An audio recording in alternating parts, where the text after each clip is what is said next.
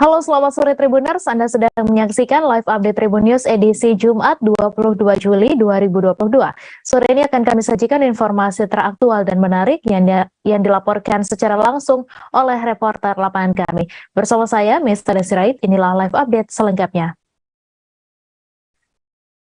Buah pabrik pupuk CV Saprotan Utama di Jalan Raya Semarang Purwoda di Desa Bandung Rejo, Kecamatan Meranggen, Demak terbakar hebat pada Kamis 21 Juli. Terkait penyebab kebakaran, polisi masih menunggu api padam terlebih dahulu, kemudian baru dilakukan penyelidikan. Sementara diketahui belum ada korban jiwa atas peristiwa tersebut. Untuk informasi selengkapnya akan disampaikan langsung oleh wartawan Tribun Jateng, Rezanda Akbar yang kini sudah terhubung bersama kami. Silakan rekan Rezanda. Iya, Mei. Jadi kebakaran di gudang pupuk yang ada di Meranggen, itu untuk saat ini penyebabnya masih belum diketahui ya. Namun kebakaran tersebut menyebabkan kepanikan di Rumah Sakit Pelita Anugrah, lantaran lokasi kebakaran di sebelah rumah sakit berdekatan dengan gudang yang terbakar. Saat evakuasi, seluruh lampu di rumah sakit dipadamkan, juga terdengar suara sirine ambulan berkali-kali tiada jeda. Ambulan datang dan pergi untuk menjemput para pasien sakit seperti ibu hamil, serta bayi yang baru lahir maupun anak-anak. Andreas, pengawas internal Rumah Sakit Pelita Anugrah, menerangkan bahwa evakuasi tetap berjalan meskipun dalam keadaan kondisi gelap. Meski demikian, para petugas rumah sakit serta para pasien sempat panik dan berhamburan ketika asap mulai masuk ke ruangan rumah sakit. Saat evakuasi, kondisi jalan di sekitaran rumah sakit sempat macet.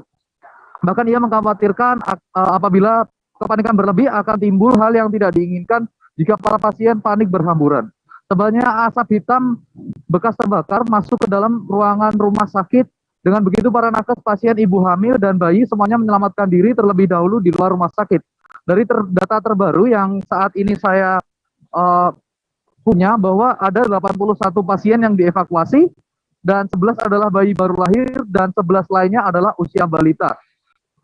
Untuk sisanya adalah orang tua, remaja ya, serta sempat ada kepanikan terkait evakuasi yang dilakukan.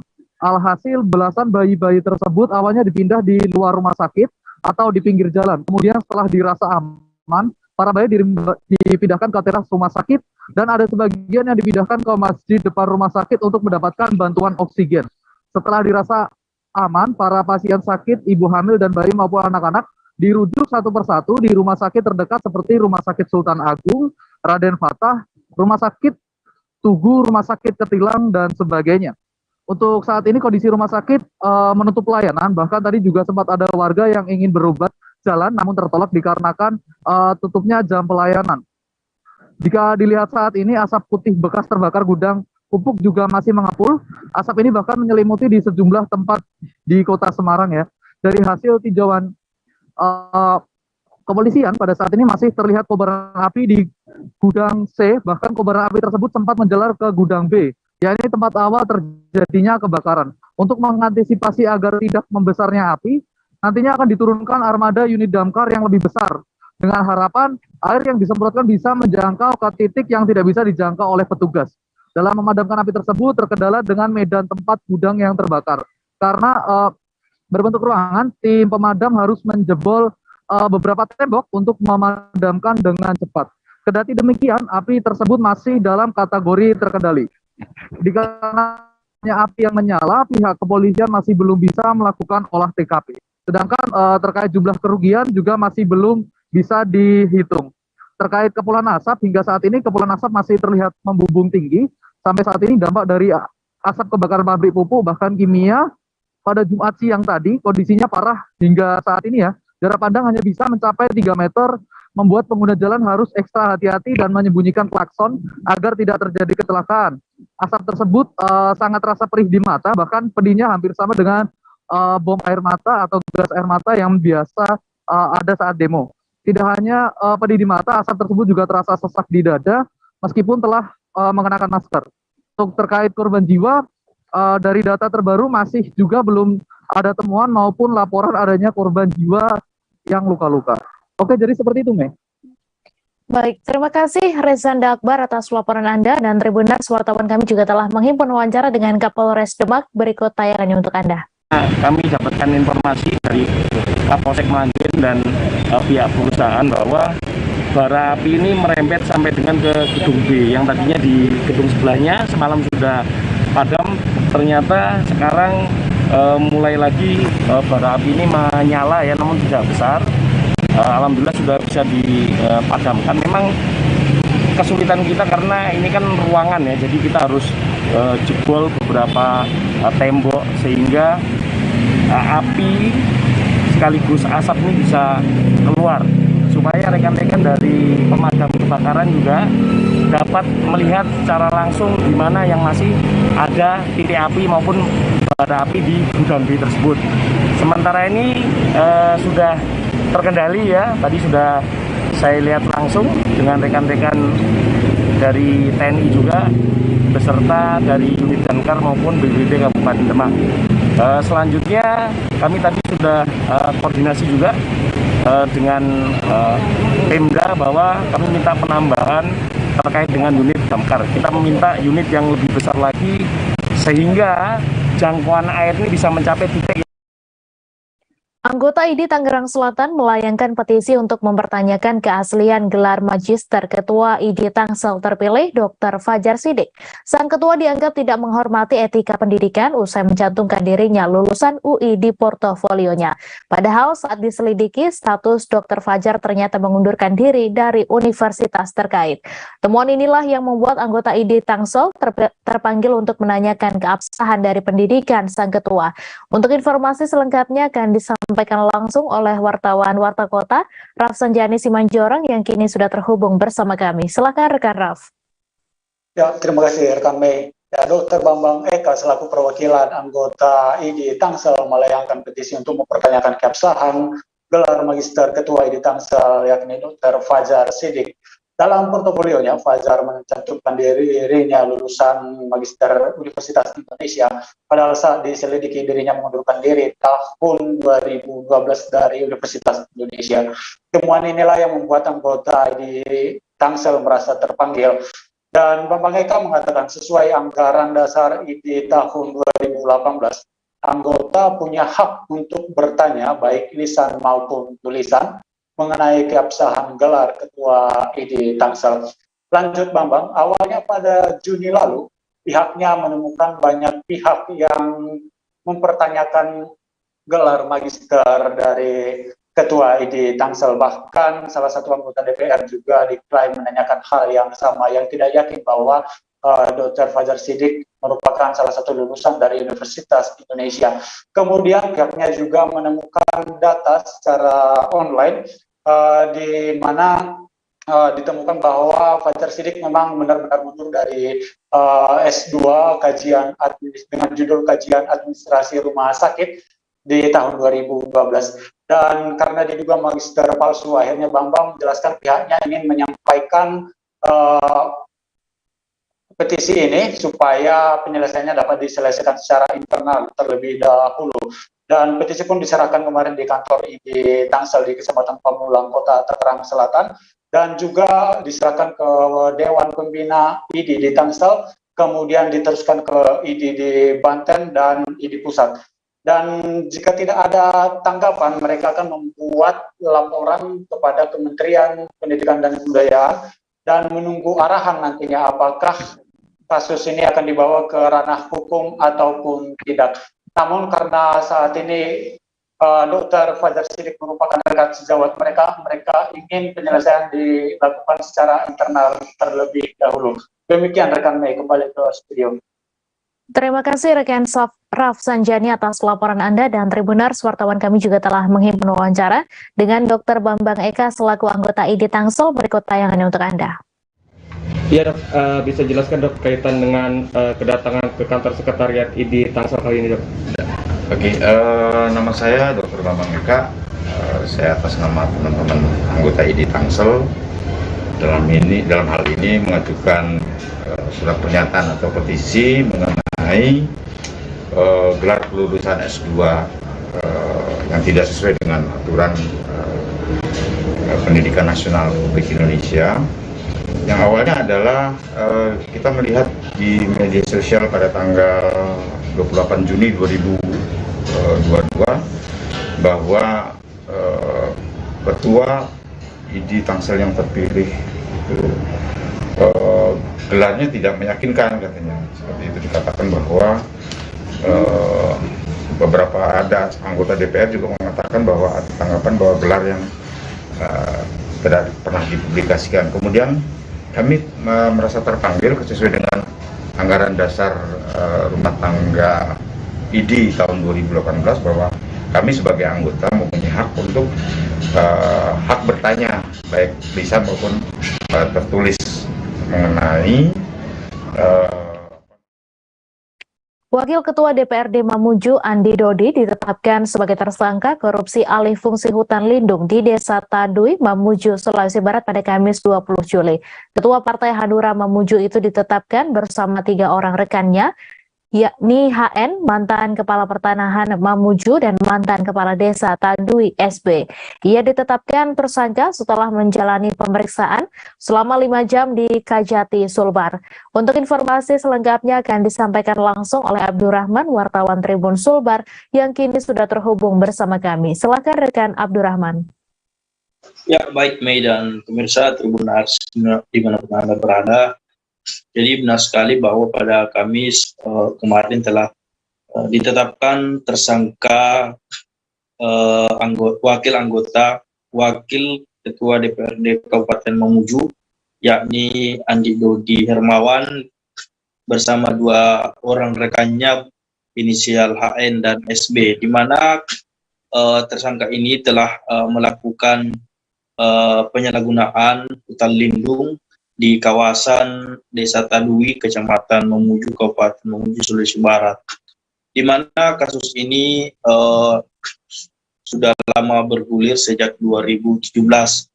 Jadi dari kronologi kejadian ini, yang pertama kali sejak 2017, Andi Dodi ini sebagai tersangka melakukan pembelian lahan di kawasan Tadui ini guna untuk membangun sebuah usaha stasiun pengisian BBM, stasiun pengisian bahan bakar minyak umum atau SPBU di kawasan hutan lindung ini.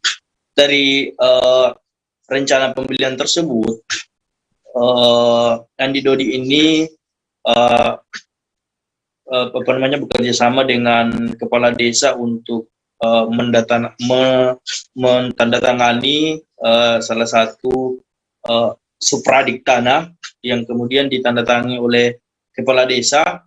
Dari supradik tanah tersebut dijadikan sebagai rekomendasi untuk menerbitkan sertifikat hak milik tanah di kawasan hutan lindung tersebut. Dijadikan sebagai rekomendasi untuk ke kantor pertanahan Kabupaten Mamuju.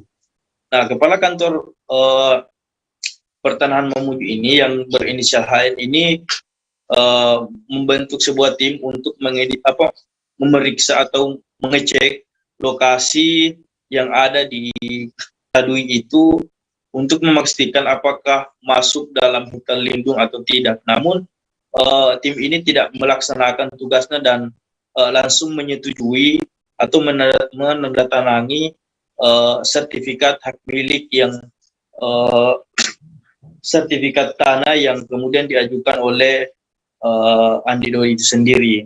Sehingga setelah sertifikat terbit, maka dibangunlah salah satu usaha Pertamina atau SPBU yang ada di kawasan hutan lindung tersebut. Sehingga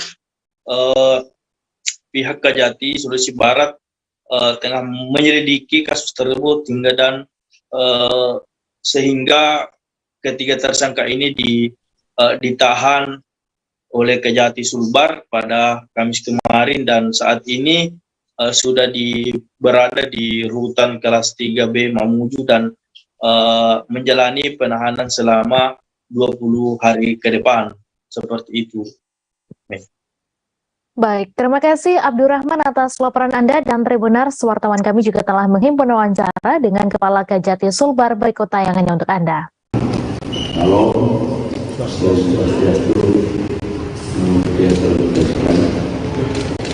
rekan-rekan media. Pada hari ini, ya Kamis tanggal 21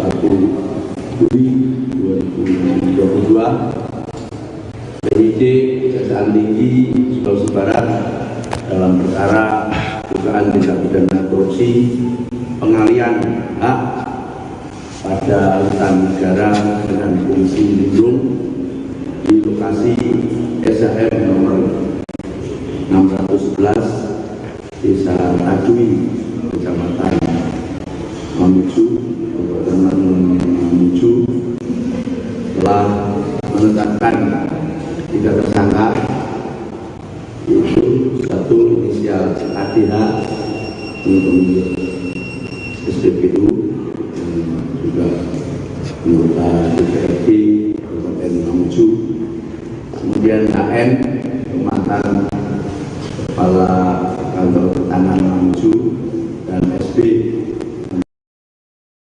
Satreskrim Polres Pelalawan melakukan operasi tangkap tangan terhadap 4 orang pegawai Dinas Lingkungan Hidup dan Kehutanan Provinsi Riau pada Senin 18 Juli. Para pelaku diduga melakukan pemerasan terhadap seorang pengusaha alat berat di Kecamatan Langgam, Pelalawan. Modus pemerasan yang dilakukan ke-4 pegawai tersebut dengan menuding alat berat milik korban bekerja di hutan produksi terbatas yang ada di Langgam. Para pelaku meminta uang sebanyak 40 juta kepada korban. Untuk informasi selengkapnya akan disampaikan langsung oleh wartawan Tribun Pekanbaru, Johannes Tanjung, yang kini sudah terhubung bersama kami. Silakan rekan Johannes. Baik, terima kasih rekan Mei dan selamat sore Tribuners dimanapun Anda berada. Sebanyak 4 orang pegawai Dinas Lingkungan Hidup dan Kehutanan atau DLHK Provinsi Riau terjaring operasi tangkap tangan yang dilakukan oleh Satuan Reserse Kriminal Polres Pelalawan pada hari Senin sore lalu. Adapun tempat operasi tangkap tangan terhadap 4 pegawai tersebut berada di Jalan Koridor Langgam, Desa Segati, Kecamatan Langgam, Kabupaten Pelalawan. Dalam operasi tangkap tangan ini, para pelaku dituding melakukan pemerasan terhadap seorang pengusaha alat berat yang bernama Andika Tarigan. Adapun inisial daripada para pelaku yakni TM yang merupakan penyidik bidang penataan dan pendataan DLHK Riau, kemudian HS yang merupakan pengadministrasian data penyajian dan publikasi DLHK Riau, selanjutnya BT sebagai pengelolaan data sumber daya alam DLHK Riau, dan terakhir MAG yang merupakan ASN di UPTD KPH Sorek DLHK Riau. Berdasarkan konfirmasi kami dengan Kapolres Pelalawan yang disampaikan dalam press release oleh Kasat Reskrim Polres Pelalawan, AKP Nur Rahim SIK menyatakan bahwasanya pada hari Minggu yang lalu ke-4 pelaku turun ke Kecamatan Langgam dengan bermodalkan surat perintah tugas dari Kepala UPT KPH Sorek DLHK Riau bernama Dewi Andayani SHMH. Kemudian para pelaku melihat sebuah alat berat yang merupakan milik korban Andika Tarigan sedang bekerja di sebuah lahan. Selanjutnya para pelaku turun dari mobilnya dan menghentikan operasi alat berat serta memerintahkan operator untuk keluar dari alat berat jenis eskavator tersebut. Para pelaku juga mengambil kunci eskavator dan meminta operator untuk menghubungi pemilik lahan maupun pemilik alat berat tersebut. Keempat pelaku juga berada di TKP selama operator menghubungi pemilik alat berat tersebut.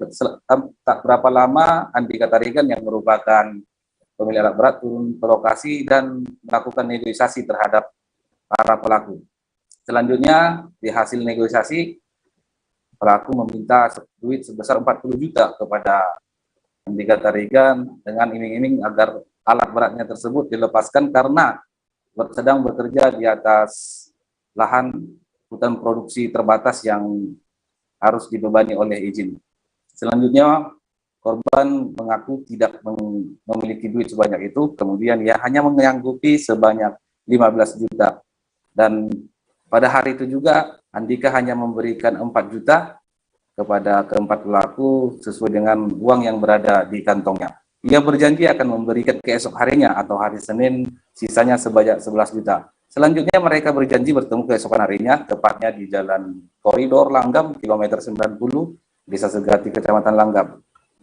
Namun sebelum bertemu dengan pelaku keesokan harinya, ternyata Andika Tarigan merasa dirinya disudutkan atau diberatkan atau dibebani oleh para pelaku. Kemudian ia melapor ke Polres Pelalawan terkait pemerasan tersebut. Namun setelah melakukan transaksi daripada sisa yang diminta oleh para pelaku, selanjutnya tim gabungan dari Satreskrim Polres Pelalawan langsung melakukan penyelidikan di lokasi dan menangkap keempat pelaku yang memegang alat bukti uang sejumlah yang diminta daripada Andika Tarigan. Sedangkan untuk kasus tersebut selanjutnya keempat pelaku digiring ke Mapolres Pelalawan dan dilakukan pemeriksaan lebih lanjut. Kemudian mereka ditetapkan tersangka dalam kasus tindak pidana korupsi yang menyalahgunakan kewenangannya untuk memperkaya diri. Polres Pelalawan juga sedang mendalami siapa pemilik lahan tersebut. Untuk sementara informasinya pemilik lahan bermarga Sinaga, sedangkan Andika Tarigan hanyalah orang yang bekerja yang disuruh untuk membersihkan lahan tersebut. Selain itu juga Polres Pelalawan masih mendalami semua keterangan saksi-saksi kepada pelaku dan para pihak yang terlibat di dalamnya. Tidak menutup kemungkinan juga ada tersangka baru dalam kasus tipikor tersebut atau dalam hasil dari OTT yang dilakukan oleh Polres Pelalawan. Demikian informasi yang bisa kami sampaikan dari Kabupaten Pelalawan. Johannes Tanjung melaporkan dan kembali ke rekan Mei di studio. Terima kasih rekan Johannes Tanjung atas laporan Anda. Selamat bertugas kembali. Dan Tribuners, wartawan kami juga telah menghimpun wawancara dengan Kasat Reskrim Polres Pelalawan. Berikut tayangannya untuk Anda. Yang kita ungkap yaitu terkait operasi tangkap tangan. Ya, bahasanya di sini pemerasan yang dilakukan anggota ASN atau PNS. Di mana kronologi dapat kita jelaskan pada hari Minggu, ini kronologi kejadian. Pada hari Minggu tanggal 17 Juli, para pelaku 4 orang ini kita katakan satu tim. Melihat sedang berdinas, melihat adanya alat berat yang sedang bekerja di hutan produksi terbatas di Kecamatan Langgam. Dan kemudian para pelaku ini berempat menyuruh berhenti operator untuk bekerja serta mengambil kunci alat berat tersebut. Kemudian membawa operator untuk diinterogasi. Kemudian para pelaku menyuruh operator untuk menghubungi pemilik alat berat yang bernama Andika Tarigan. Sesampainya di Tarigan di kilometer 90 Desa Segati Kecamatan Langgam, kemudian tim meminta Sebaran virus penyakit mulut dan kuku sapi di Bangkalan saat ini relatif mulai melandai. Kendati demikian, Dinas Peternakan Kabupaten Bangkalan tidak mengendorkan gelaran vaksinasi. Bahkan dalam waktu dekat, sebanyak 7.000 dosis vaksin akan di-dropping ke Bangkalan. Untuk informasi selengkapnya akan disampaikan langsung oleh wartawan Tribun Madura, Ahmad Faisal Edo, yang kini sudah terhubung bersama kami. Silahkan rekan Ahmad.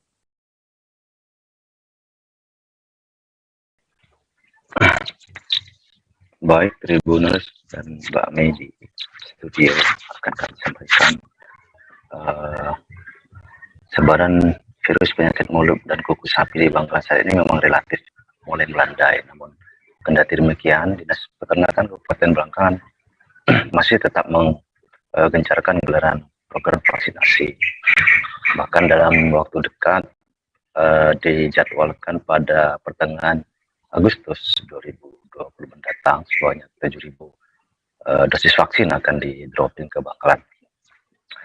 Sementara berdasarkan update peta sebaran PMK Dinas Peternakan Kabupaten Bangkalan ke Kamis 21 Juli 2022, dari hasil pantauan sebanyak 86 ekor sapi yang dilakukan tim dokter Dinas Peternakan Kabupaten Bangkalan, hanya tercatat sebanyak 31 ekor sapi yang dinyatakan suspek. Kondisi ini berbeda dengan di awal wabah PMK, di mana setiap harinya ditemukan ratusan ekor sapi suspek. Sementara sejauh ini pengiriman sapi atau lalu lintas pengiriman sapi dari ke luar provinsi, dari Jawa Timur ke luar provinsi sementara masih ditutup oleh pihak Balai Karantina. Sementara itu Mbak Mei yang bisa saya laporkan dari Kabupaten Bangkalan, Madura. Baik, terima kasih rekan Ahmad atas laporan Anda. Selamat bertugas kembali. Kita beralih ke informasi selanjutnya, Tribuners. Pakar telematika Roy Suryo ditetapkan sebagai tersangka terkait kasus penistaan agama pada hari ini, Jumat 22 Juli. Penetapan tersangka itu atas kasus yang dilaporkan oleh perwakilan umat Buddha atas unggahan meme stupa Candi Borobudur melalui akun KRMT Roy Suryo 2. Kabid Humas Polda Metro Jaya Kombes Endra Zulpan mengatakan penetapan tersangka Roy dilakukan setelah serangkaian penyidikan.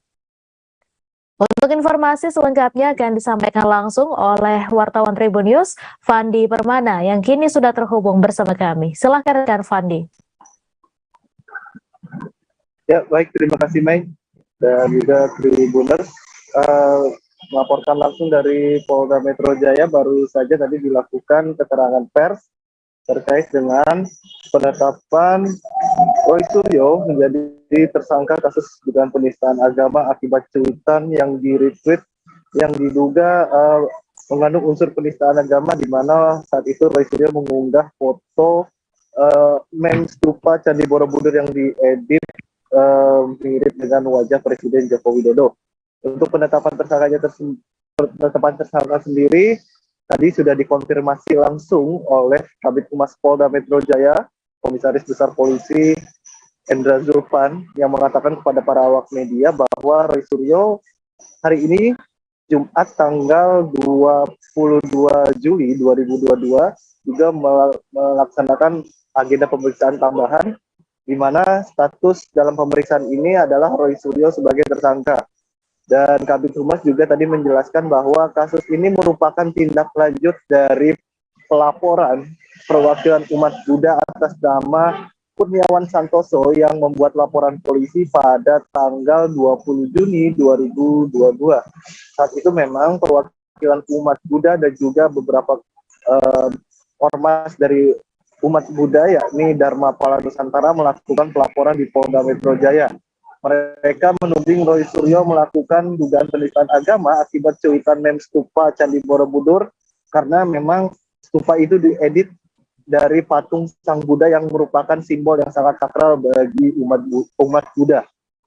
Kemudian juga tadi Kabid Humas Polda Metro Jaya menyebut bahwa untuk kelanjutan dari pemeriksaan sendiri saat ini memang masih dilakukan pemeriksaan terhadap Roy Suryo, di mana Roy Suryo diperiksa oleh penyidik dari Subdit Siber Direktorat Kriminal Khusus Polda Metro Jaya, dan juga pemeriksaan sudah berlangsung sejak tadi pagi dan sempat dilakukan break untuk sholat Jumat, dan juga tadi beredar beberapa foto yang diambil oleh beberapa awak media saat Roy Suryo melaksanakan sholat Jumat di Masjid Polda Metro Jaya. Belum ada tanggapan resmi dari pihak pengacara atau kuasa hukum Roy Suryo terkait dengan pemeriksaan kliennya yang diperiksa sebagai tersangka kasus penistaan agama. Namun tadi Zulpan juga menyebut bahwa pihaknya saat ini memang masih menunggu hasil perkembangan dari pemeriksaan tersebut. Apakah nanti Roy akan langsung ditahan atau tidak, Zulpan belum bisa menjelaskan lebih lanjut karena memang pemeriksaan saat ini masih berlangsung. Dan juga tadi disinggung perihal dengan pengajuan permohonan perlindungan Roy Suryo kepada Lembaga Perlindungan Saksi dan Korban. Polda Metro Jaya memberi tanggapan bahwa itu merupakan hak dari Roy Suryo untuk melakukan permohonan perlindungan terhadap PSK, namun memang untuk penyidikan terhadap kasus yang di mana Roy Suryo menjadi terlapor dalam kasus dugaan penistaan agama dan juga pelanggaran Undang-Undang Informasi Transaksi Elektronik, Polda Metro Jaya tetap melakukan penyidikan berdasarkan hasil dari perkembangan penyidikan sebelumnya dan juga hasil pemeriksaan sebelumnya. Dan memang Roy Suryo saat ini memang merupakan perdana diperiksa sebagai tersangka kasus penistaan agama yang dilaporkan perwakilan umat Buddha. Kembali ke studio, Mei. Terima kasih Fandi Permana atas laporan Anda, dan Tribuners, wartawan kami juga telah menghimpun wawancara dengan Kabid Humas Polda Metro Jaya. Berikut tayangannya untuk Anda. Menjawab beberapa pertanyaan teman-teman media. Saya akan jelaskan bahwa hari ini betul Polda Metro Jaya dalam hal ini Subdit Cyber Direktorat Kriminal Khusus Polda Metro Jaya saat ini sedang melakukan pemeriksaan terhadap Saudara Roy Suryo dengan status pemeriksaan sebagai tersangka. Adapun dasar yang digunakan dalam pemeriksaan ini adalah terkait dengan laporan polisi atas nama pelapor, atas nama pelapor Kurniawan Santoso, kemudian juga laporan polisi yang ada di Barreskrim yang dilimpahkan ke Polda Metro Jaya atas nama pelapor Kevin Lu. Kemudian tentunya penyidik dari Subdit Cyber ini telah mengeluarkan surat perintah penyidikan dengan nomor 2857 sehingga kasus ini dinaikkan ke tahap penyidikan. Kemudian pasal yang disangkakan kepada Saudara Suryo adalah pasal 28 ayat 2 junto pasal 45 ayat 2 Undang-Undang nomor 19 tahun 2016 tentang ITE. Kemudian juga pasal 156A Kitab Undang-Undang Hukum Pidana dan pasal 15 Undang-Undang nomor 1 tahun 1946 tentang peraturan pidana. Kemudian saat ini ya Saudara Roy Suryo, sampai saya menyampaikan informasi ini masih menjalani pemeriksaan terkait dengan statusnya sebagai tersangka. Kemudian penyidik juga dalam kasus ini. Puluhan orang tua siswa di SDK Apinggot, Desa Omagira, Kabupaten Sika menggelar aksi demo di halaman sekolah pada Kamis pagi. Mereka menggelar aksi demo mempersoalkan terkait penerimaan guru honor di SD tersebut yang proses penerimaannya menerima guru yang berasal dari luar Desa Apinggot. Puluhan orang tua siswa ini membawa pamflet, satu diantaranya bertuliskan, "Kami tolak nepotisme, kami butuh transparansi dalam penerimaan guru honor."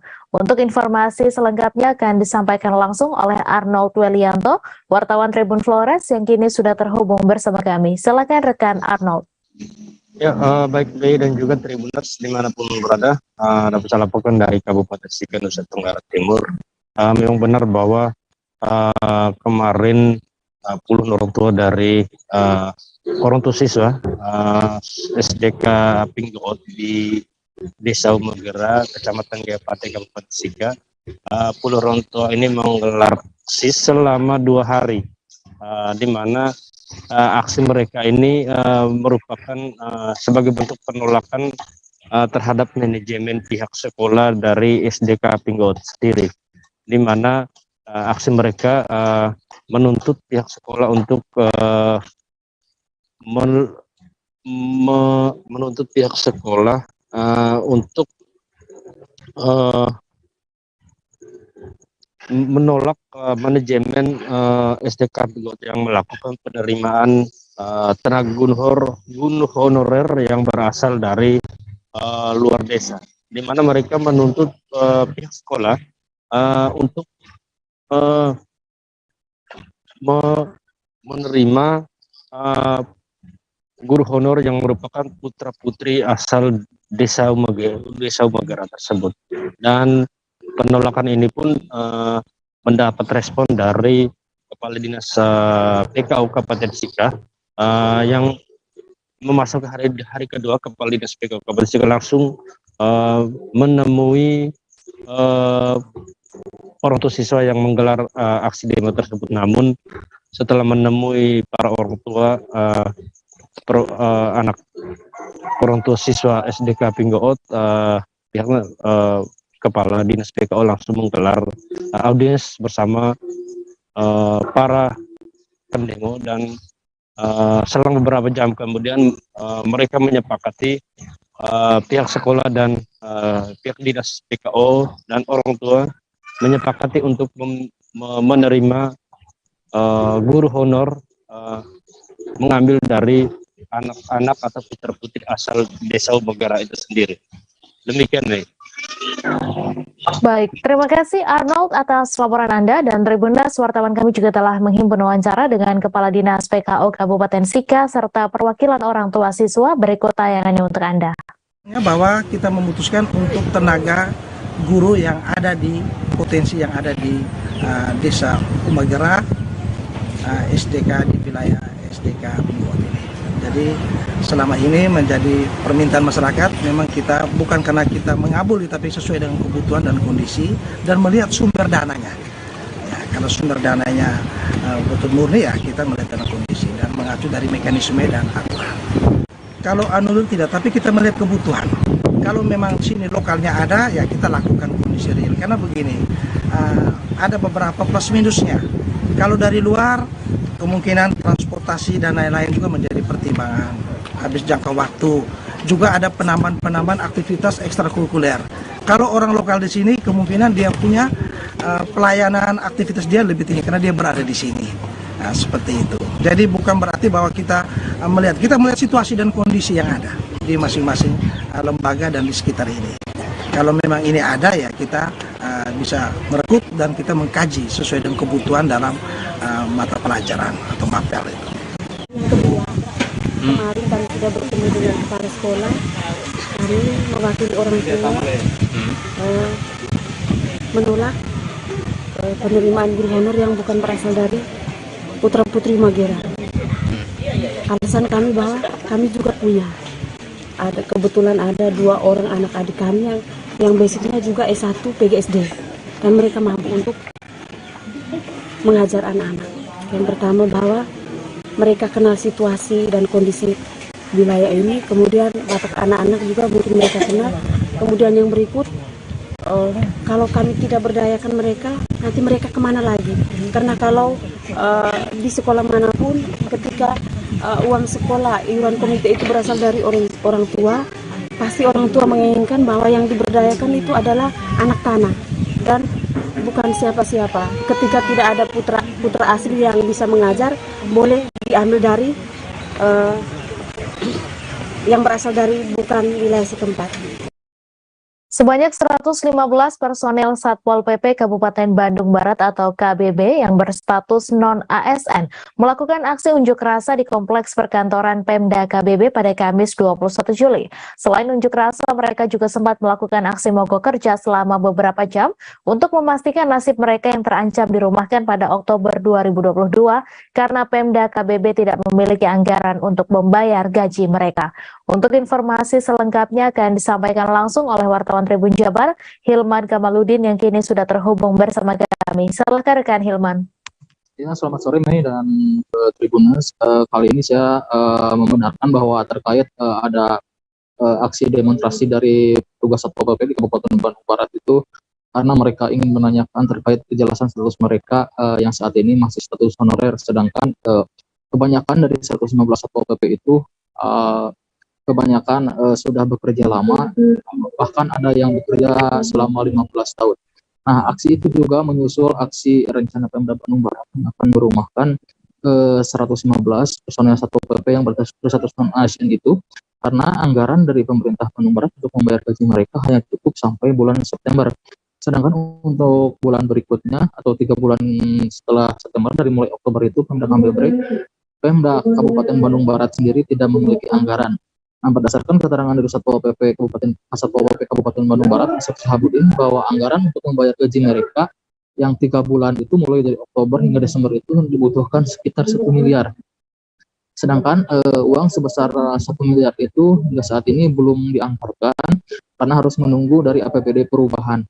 Nah, jika anggaran itu tidak dimasukkan ke dalam APBD perubahan nanti, maka 115 dari personel Satpol PP itu terancam untuk dirumahkan karena pejabat pengguna anggaran, dalam hal ini Satpol PP Bandung Barat, dilarang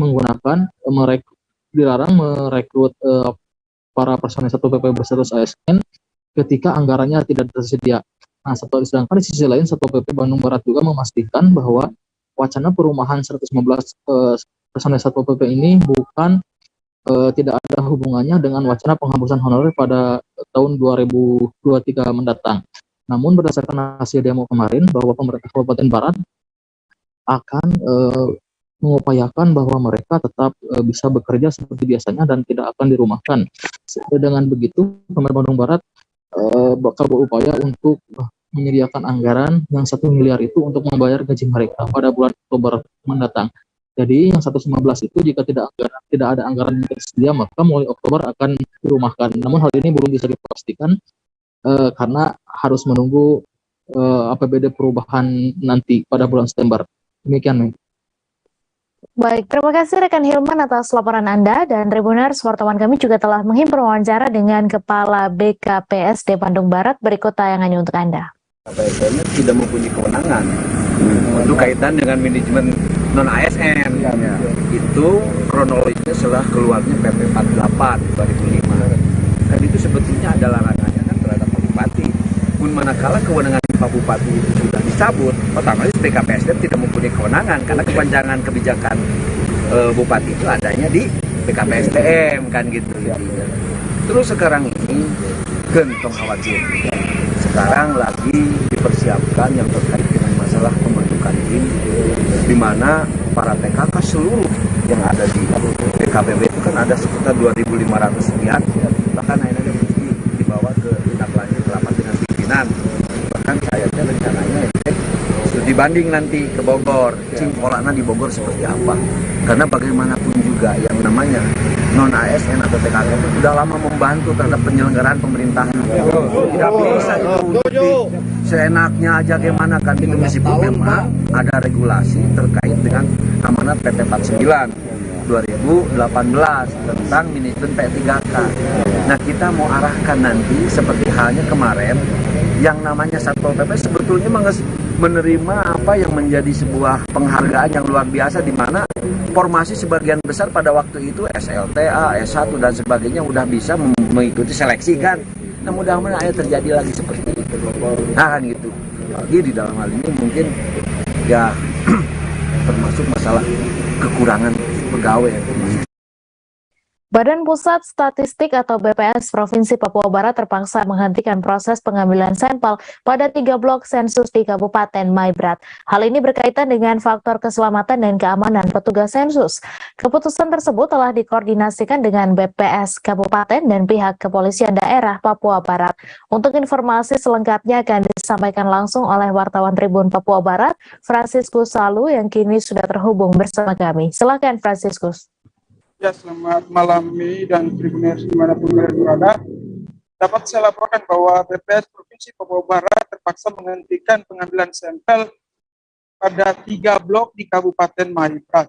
Tribuners perlu diketahui bahwa beberapa waktu lalu di daerah tersebut telah terjadi penyerangan terhadap anggota TNI Angkatan Darat dari kelompok kriminal bersenjata, sehingga koordinasi yang dibangun antara BPS Provinsi dengan pihak Polda dan BPS Kabupaten diputuskan bahwa petugas sensus untuk tidak mendatangi lokasi tersebut.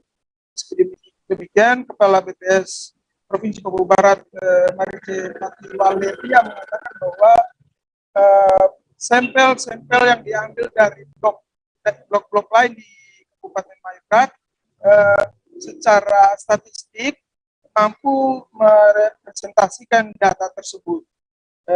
Adapun data itu nantinya digunakan untuk mengetahui demografi penduduk di wilayah tersebut seperti angka kelahiran, kematian, dan migrasi penduduk. Demikian, Mei, kembali ke studio. Terima kasih rekan Franciscus atas laporan Anda, dan Tribuners, wartawan kami juga telah menghimpun wawancara dengan Kepala BPS Papua Barat. Berikut tayangan untuk Anda. Ada beberapa wilayah yang dari sisi keamanan tidak bisa kami turun karena itu faktor keamanannya di daerah Maibrat. Jadi kami mohon maaf karena memang kami juga harus menjaga keamanan, keselamatan petugas. Tetapi dari sisi statistik kami akan menghasilkan data agregat dan bisa secara representatif mewakili kondisi wilayah masing-masing. Berarti sampel yang dari wilayah tersebut diganti gitu? Ada yang diganti, tapi ada yang tidak bisa juga kita datangi karena sampelnya tidak mencukupi. Anggota DPR RI Komisi 9 Haji Alifudin berkunjung ke Kota Tarakan dalam rangka melaksanakan evaluasi angka stunting yang terjadi di Kaltara dan khususnya di Kota Tarakan. Dia juga turut melakukan sosialisasi advokasi dan KIE program Bangga Kencana bersama mitra kerja yang membahas salah satunya persoalan stunting. Untuk informasi selengkapnya akan disampaikan langsung oleh Andi Pausiah, wartawan Tribun Kaltara yang kini sudah terhubung bersama kami. Silakan rekan Andi. Ya, baik rekan Mei, selamat sore Tribuners. Bersama saya Andi melaporkan dari Tarakan, Provinsi Kalimantan Utara. Benar rekan Mei, anggota DPR RI Komisi 9 Bapak Haji Alifudin berkunjung ke Kota Tarakan tepatnya pada hari Kamis tanggal 21 Juli 2022 kemarin. Kunjungannya sendiri dalam rangka melaksanakan evaluasi angka stunting yang terjadi di Provinsi Kalimantan Utara dan di Kota Tarakan terkhususnya.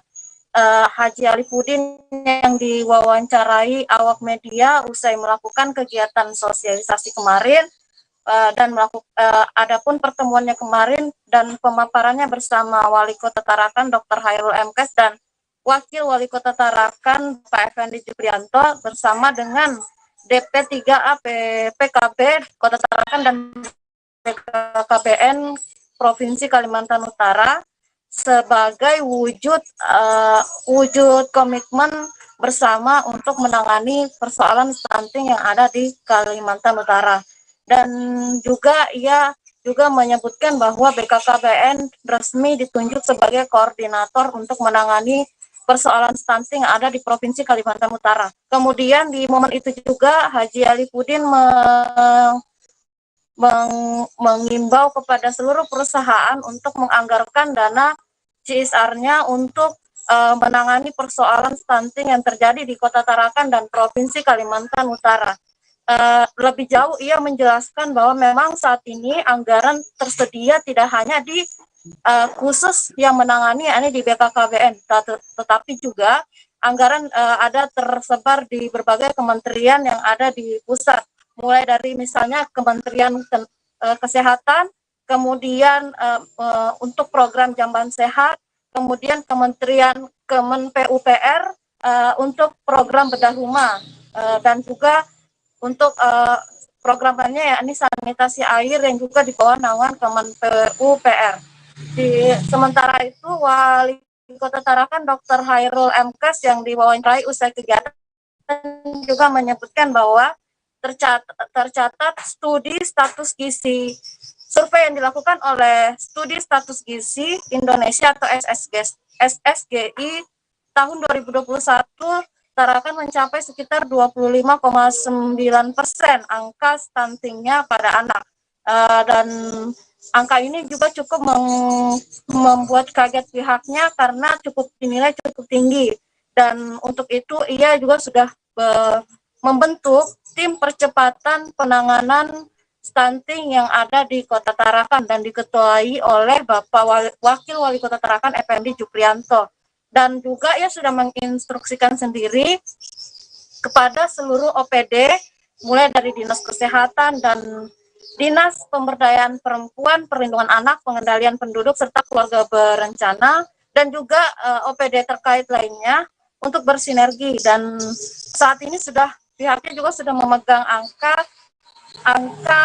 prevalensi mencapai 8,9%. Dan itu data terakhir yang sudah dipegang pihak Pemkot Tarakan, dan juga untuk anak yang mengalami stunting sudah dikantongi datanya masing-masing. Dan dalam hal ini ia juga mengungkapkan bahwa seluruh lintas sektor harus bekerja keras untuk menangani persoalan ini, diantaranya melakukan penanganan dan intervensi, dan juga termasuk sosialisasi yang dilaksanakan pada hari Kamis kemarin. Dan juga upaya lainnya yang dilakukan yakni memberikan makanan tambahan, misalnya memperlakukan kembali pemberian makanan tambahan di berbagai posyandu yang ada di Kota Tarakan yang dulu pernah dilaksanakan. Sementara itu Bapak Effendi Juprianto yang juga ditunjuk resmi sebagai Ketua Tim Percepatan Penanganan Stunting di Kota Tarakan menargetkan jika bisa di 2024 mendatang angka stunting bisa turun sampai sekitar 6% dari angka yang sekarang. Dan ia juga optimis bisa menurunkan angka stunting tersebut jika semuanya sama-sama komitmen bekerja keras. Dan juga ia juga sempat membeberkan anggaran yang dibutuhkan jika diakumulasi dari seluruh OPD atau stakeholder yang ada di Kota Tarakan berkisar sekitar 61 miliar. 61 miliar ini pun terbagi dari beberapa OPD dan akan diusulkan di masing-masing kementerian yang ada di pusat dalam rangka menangani stunting, dan juga ditambah juga anggaran yang akan diakomodir oleh pihak Komisi 9 dan dikawal oleh pihak Komisi 9 dalam hal ini Bapak Haji Arifudin sampai ke pusat, dan nanti juga akan dibentuk tim untuk masing-masing di wilayah kelurahan dan di RT, tim pendamping untuk menangani dan maksimal menangani persoalan stunting yang ada di Kota Tarakan. Demikian rekan Mei. Terima kasih rekan Andi Pausia atas laporan Anda, dan Tribuners wartawan kami juga telah menghimpun wawancara dengan anggota DPR RI Komisi 9 Wali Kota Tarakan serta Ketua Tim Percepatan Penanganan Stunting. Berikut tayangannya untuk Anda. Pendidikan stunting. Jadi yang menangani stunting ini bukan hanya BKPM, tapi semua kementerian lembaga. Bahkan sekarang melibatkan Kasat sebagai Bapak Asuh, dan juga dana-dana untuk penuntasan stunting ini bukan hanya dari APBN, APBD dan provinsi, kota, kabupaten, tapi juga melibatkan CSR. Di dalam stunting ini kita minta kepada usaha dan CSR-nya itu agar diarahkan untuk penuntasan stunting. Apalagi kalau daerah itu sudah jelas ada anak yang jelas stunting. Misalnya kami sebagai koordinator yang melakukan komisi yang langsung evaluasi BKPM, kami pantau terus. Negara melalui DPR RI Komisi 9 ikut mempercepat untuk penurunan, memberikan bekal kepada Kota Tarakan, khususnya Kalimantan Utara pada umumnya. Karena kita dalam rangka menurunkan stunting sesuai dengan amanat Perda itu menjadi, kalau nasional kan 8%. Nah, Perda kita 7,5. Jadi target kita itu kita turun menjadi 7,5%. Untuk kalau bisa kita capai di 2023 yang akan. Artinya ini juga bagian dari upaya untuk kegiatan seperti ini juga bagian dari upaya untuk penanganan stunting.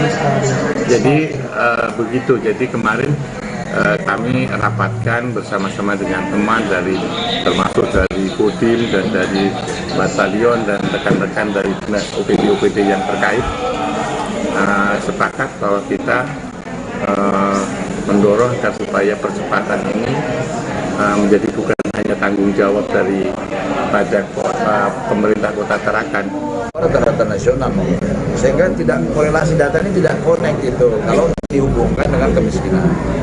Lalu ada yang persoalan kedua tadi, ignorance, ketidaktahuan. Kita makan kan, kadang-kadang kita makan, mohon maaf nih, teman-teman juga biasa begitu, makan nasi, habis itu makan mie ayam atau makan Indomie, walaupun rasanya macam-macam, ada rasa rasa ayam, ada rasa soto Lamongan, tapi kan itu kan cuma rasanya doang, kan tidak ada apa-apanya di situ. Balik-balik karbohidrat lagi, tapi kan kita udah merasa puas, udah merasa kenyang, padahal sebenarnya asupan yang masuk itu hanya karbo saja, nggak ada proteinnya, nggak ada mineralnya, nggak ada mungkin untuk vitamin dan sebagainya, nggak ada. Setelah pemerintah melonggarkan peraturan terkait COVID-19, lonjakan penumpang yang datang atau yang hendak meninggalkan Kota Batam terus mengalami kenaikan. Hal ini terbukti saat KM Kelut tiba di Pelabuhan Batu Ampar pada Kamis malam. KM Kelut menurunkan penumpang sebanyak 1.723 orang.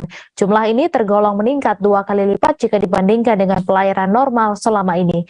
Untuk informasi selengkapnya akan disampaikan langsung oleh wartawan Tribun Batam, Roni Lodolaleng yang kini sudah terhubung bersama kami. Silakan rekan Roni. Ya, Mei dan juga Tribuners, dapat kami informasikan dari Kota Batam bahwasannya belakangan ini jumlah penumpang yang datang ataupun hendak meninggalkan Kota Batam terus mengalami tren kenaikan. Nah, hal itu setelah pemerintah melonggarkan aturan perjalanan di masa COVID-19. Terbukti KM Kelut yang tiba di Pelabuhan Batu Ampar pada Kamis 21 Juli 2022 tadi malam. Nah, Tribuners, KM Kelut menurunkan sebanyak 1.723 orang. Jumlah ini tergolong meningkat 2 kali lipat jika dibandingkan dengan pelayaran normal selama ini. Nah, dari hasil pantauan kami di lapangan terlihat ribuan penumpang yang baru saja turun dari atas kapal KM Kelut pada umumnya sudah tidak menggunakan masker lagi. Tampak juga ada beberapa anak-anak yang ikut serta dalam pelayaran tersebut. Nah, Tribuners, mereka turun melalui pintu dek 4 sebelah ataupun lambung kiri kapal. Penumpang didominasi dengan kaum pria dan mereka tidak membawa barang bawaannya yang berjumlah cukup banyak begitu. Mereka hanya membawa beberapa tas, ransel dan juga kardus berukuran kecil. Nah, Tribuners, pada umumnya barang-barang tersebut dibawa sendiri ya dan tidak menggunakan jasa buruh pelabuhan. Dari hasil pantauan kami juga terlihat ada beberapa pihak personel dari Polsek Kawasan Pelabuhan dan beberapa personil dari instansi lain sedang berjaga di tempat atau tepatnya di tangga turun. Nah, Tribuners, dari hasil wawancara kami kepada beberapa penumpang, mereka mengatakan bahwasannya mereka ke Batam ingin mencari pekerjaan pasca pelonggaran aturan yang dilakukan oleh pemerintah. Nah, Tribuners,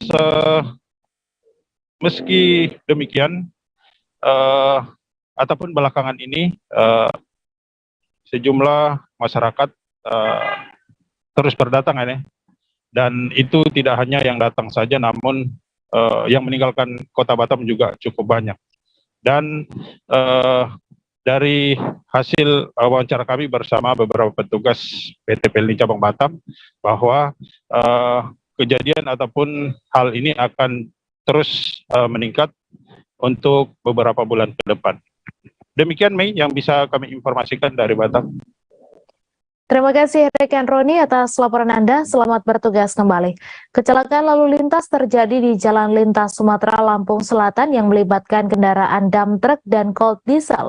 Lokasi kecelakaan tepatnya di kilometer 4546 Dusun Kubu Tanah Desa, Gunung Terang, Kecamatan Kalianda, Lampung Selatan yang terjadi pada Kamis sekitar pukul 11.30 waktu Indonesia Barat.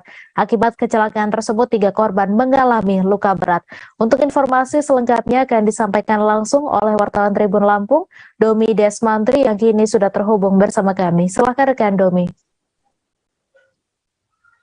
Telah terjadi kecelakaan antara kendaraan dump truck bernomor polisi 8533DY yang dikemudikan oleh Tri Handoyo dengan kendaraan cold diesel bernomor polisi D9184VD yang dikemudikan oleh Dedi Ahmad Riyadi di Dusun Tanah Kubu, Desa Gunung Terang, Kecamatan Kalianda, Lampung Selatan pada Kamis 21 Juli 2022 kemarin sekitar pukul 11:30 siang.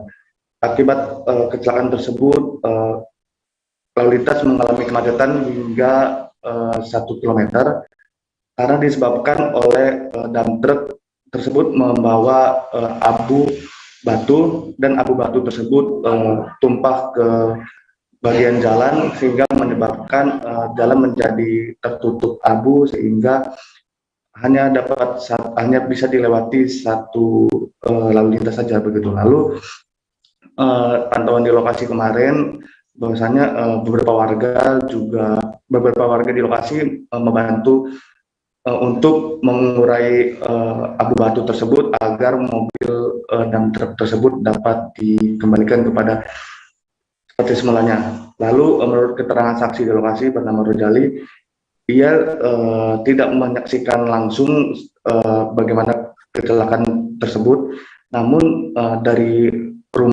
sekitar rumahnya ia mendengar suara dentuman yang sangat keras. Lalu tak lama kemudian ia keluar rumah dan melihat dua kendaraan sudah terjatuh di jalan. Dia menceritakan bahwasanya dentuman itu sangat keras seperti bunyi ledakan begitu. Lalu menurut keterangan dari Kasat Lantas Polres Lampung Selatan AKP Jonifer Yolandra, ia mengatakan kendaraan dump truck itu melaju dari arah Bakauheni menuju Bandar Lampung dengan kecepatan pelan. Lalu maksud saya berjalan dari arah Bandar Lampung menuju Bakauheni. Lalu kendaraan Kod Diesel tersebut berjalan dari arah Bakauheni menuju Bandar Lampung. Diduga sopir Kod Diesel tersebut mengantuk begitu, sehingga tidak dapat mengemudikan kendaraannya, sehingga keluar jalur ke arah sebelah kanan jalan dan menyenggol atau mengenai kendaraan dump truck yang datang dari arah sebaliknya atau berlawanan arah. Nah, kemarin saya juga sempat mewawancarai kernet dari mobil dump truck tersebut. Dia mengatakan dia tidak bisa mendetail secara langsung bagaimana kondisi kecelakaan tersebut, namun dia mengatakan ia mendengar suara dentuman cukup kuat karena kondisinya saat itu dia sedang mengantuk. Lalu tak lama kemudian saat ia membuka matanya, kondisinya mobil itu sudah terbalik. Lalu tak lama kemudian ada ambulans yang datang membawanya ke Rumah Sakit Bebazar. Lalu sampai situ ia tidak dapat menjelaskan detail bagaimana proses kecelakaan tersebut, dan bisa diinformasikan bahwasanya ada 3 orang mengalami luka berat dan masih ditangani di Rumah Sakit Bebazar Kota Kalenda. Salah satunya ada balita berumur 9 bulan. Itu saja bisa saya sampaikan kami. Terima kasih rekan Domi atas laporan Anda, dan Tribuners, wartawan kami juga telah menghimpun wawancara dengan saksi mata serta kernet dump truck pengangkut abu batu. Berikut tayangannya untuk Anda. Tahu tadi jam berapa? Terus kata warga tadi jam berapa? Katanya gitu aja Bang. Bang, jam berapa Bang tadi Abang tahu ada kecelakaan ini Bang? Sekitar setengah 12. Setengah 12 ya? Ya. Ada korban jiwa nggak Bang katanya Bang? Kalau korban jiwa ya enggak ya, cuman luka parah gitu. Ada berapa banyak tadi? 3. Jadi yang mobil ini supir sama istrinya sama anaknya. Yang dari arah? Yang dari arah Bakauheni. Luka-lukanya seperti apa itu tadi? Lukanya di kepala yang pasti, kakinya patah yang kanan. Itu yang cewek apa yang sopir Bang? Yang sopir. Yang istrinya belum tahu persis, cuman udah darah semua ya. Tadi pertama kali kejadiannya seperti apa Bang? Kurang tahu, saya udah nggak melihat kebetulan. Tahu-tahu seperti apa kondisi pada saat sampai nih? Tahu-tahu udah jatuh. Udah jatuh. Sampai sopir apa penumpang? Kenek. Kondisi waktu itu nyalip atau gimana? Enggak, muatan. Muatan. Yang bawa pasir? Bawa batu abu. Batu abu. Yang nabrak siapa? Kurang tahu, pokoknya saya udah gelap. Udah gelap aja ya? Iya. Tahu bangun dari rumah sakit gini ya? Tahu-tahu udah dinaikin mobil. Abang namanya siapa? Sumardi. Jumali. Rumahnya di mana Bang? Trans Tanjungan. Desanya? Desa Trans Tanjungan. Oke. Cukup, makasih. Hingga saat ini, sebagian besar pekerja migran Indonesia yang dideportasi dari Malaysia mengalami sakit hingga tak bisa berjalan.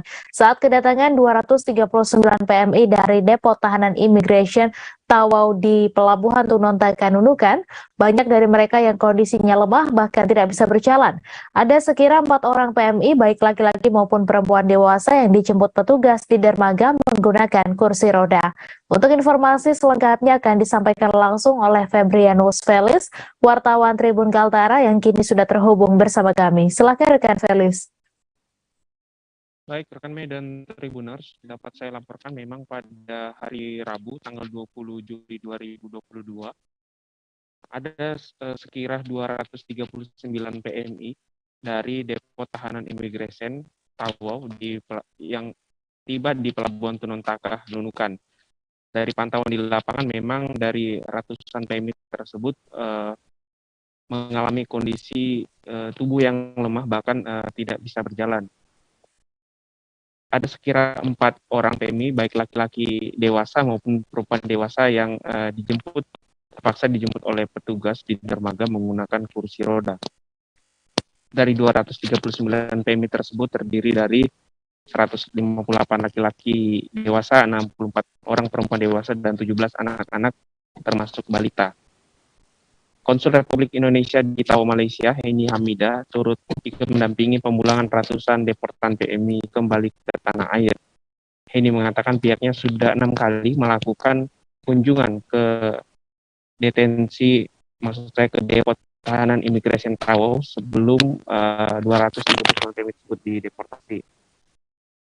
Bahkan untuk deportan tahap ketiga ini, mereka sudah 6 kali melakukan pertemuan, yakni melakukan verifikasi dan juga sekaligus melihat kondisi langsung para PMI yang ditahan di pusat tahanan sementara imigrasi Tawau. Dan ketika menemukan ada PMI yang memang mengalami kondisi sakit, mereka meminta kepada petugas imigrasi Tawau untuk segera membawa ke rumah sakit. Namun saat ditanya mengenai perlakuan tak manusiawi terhadap pekerja migran Indonesia selama berada di Depo Tahanan Imigrasi, Heni mengaku belum mengetahui pasti karena untuk melihat tempat ataupun kondisi langsung di dalam sel ataupun DTI, Depo Tahanan Imigrasi, tidak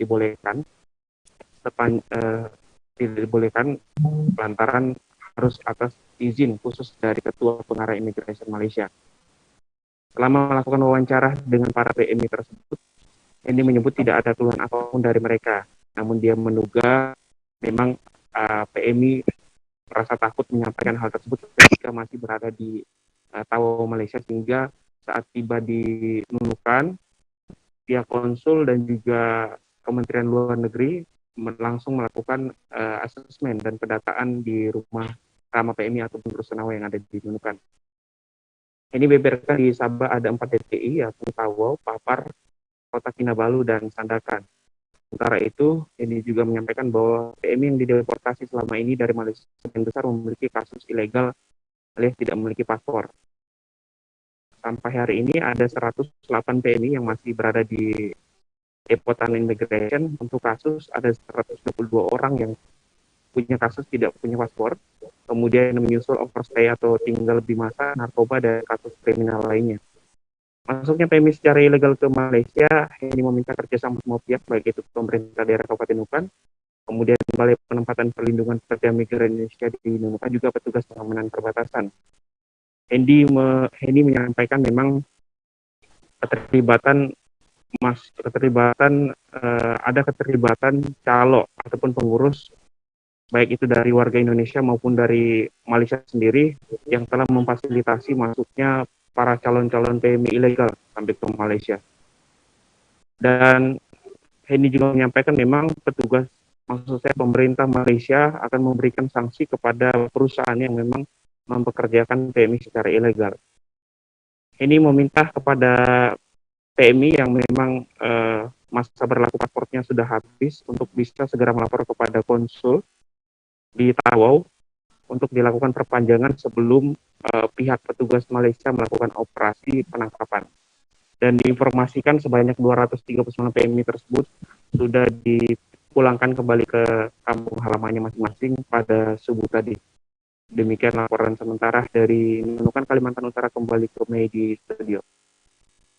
Baik, terima kasih rekan Felis atas laporan Anda, dan Tribuners, wartawan kami juga telah menghimpun wawancara dengan Direktur Perlindungan PMI Kemenlu RI serta Konsul RI Tawau. Berikut tayangannya untuk Anda. Selamat datang kepada Bapak Ibu sekalian yang telah tiba dengan selamat kembali ke tanah air. Ini adalah bentuk kehadiran negara untuk memberikan perlindungan yang terbaik bagi seluruh warga negara Indonesia yang ada di luar negeri. Nah, proses fasilitasi kepulangan Bapak Ibu sekalian ini berkat kerjasama yang baik dari seluruh kementerian lembaga dan juga tentu dari Pemda Nunukan. Nah, ada beberapa hal yang mungkin ingin kami juga pesankan kepada Bapak Ibu sekalian. Satu, bahwa Bapak Ibu sekalian ya adalah warga negara Indonesia yang punya hak untuk mendapatkan perlindungan dari pemerintah, dari negara. Nah, oleh karena itu jangan pernah ragu-ragu, jangan pernah menyampaikan berbagai macam permasalahan kepada Bu, terakhir Bu, ini kan kondisi PMI setiap kali datang nih pakai kursi roda, sakit dan segala macam. Konsulat ada tinjau ke bagian PTS nggak? Di dalam PTS seperti apa kondisi? Ya, konsulat kita melakukan kunjungan ke PTS. Biasanya ketika kita melakukan verifikasi dan pendataan juga, dan kita juga melakukan kunjungan juga memberikan bantuan kepada mereka yang berada di PTS. Tapi memang kalau untuk melihat tempat kondisinya langsung, kita belum bisa. Tidak dibolehkan Bu ya? Perlu izin khusus dari ketua pengarah imigrasi yang di. Tapi sejauh ini sudah ada komunikasi langsung dengan PMI kita yang di PTS itu, begitu mereka keluar?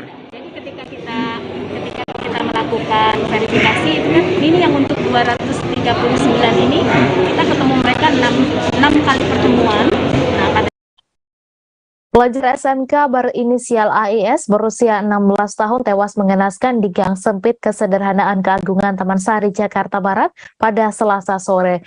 Anak yang masih di bawah umur itu terkapar selesai dibantai kelompok pelajar lainnya. Aksi itu ternyata bermula dari media sosial saat salah satu pelajar sedang siaran langsung di Instagram.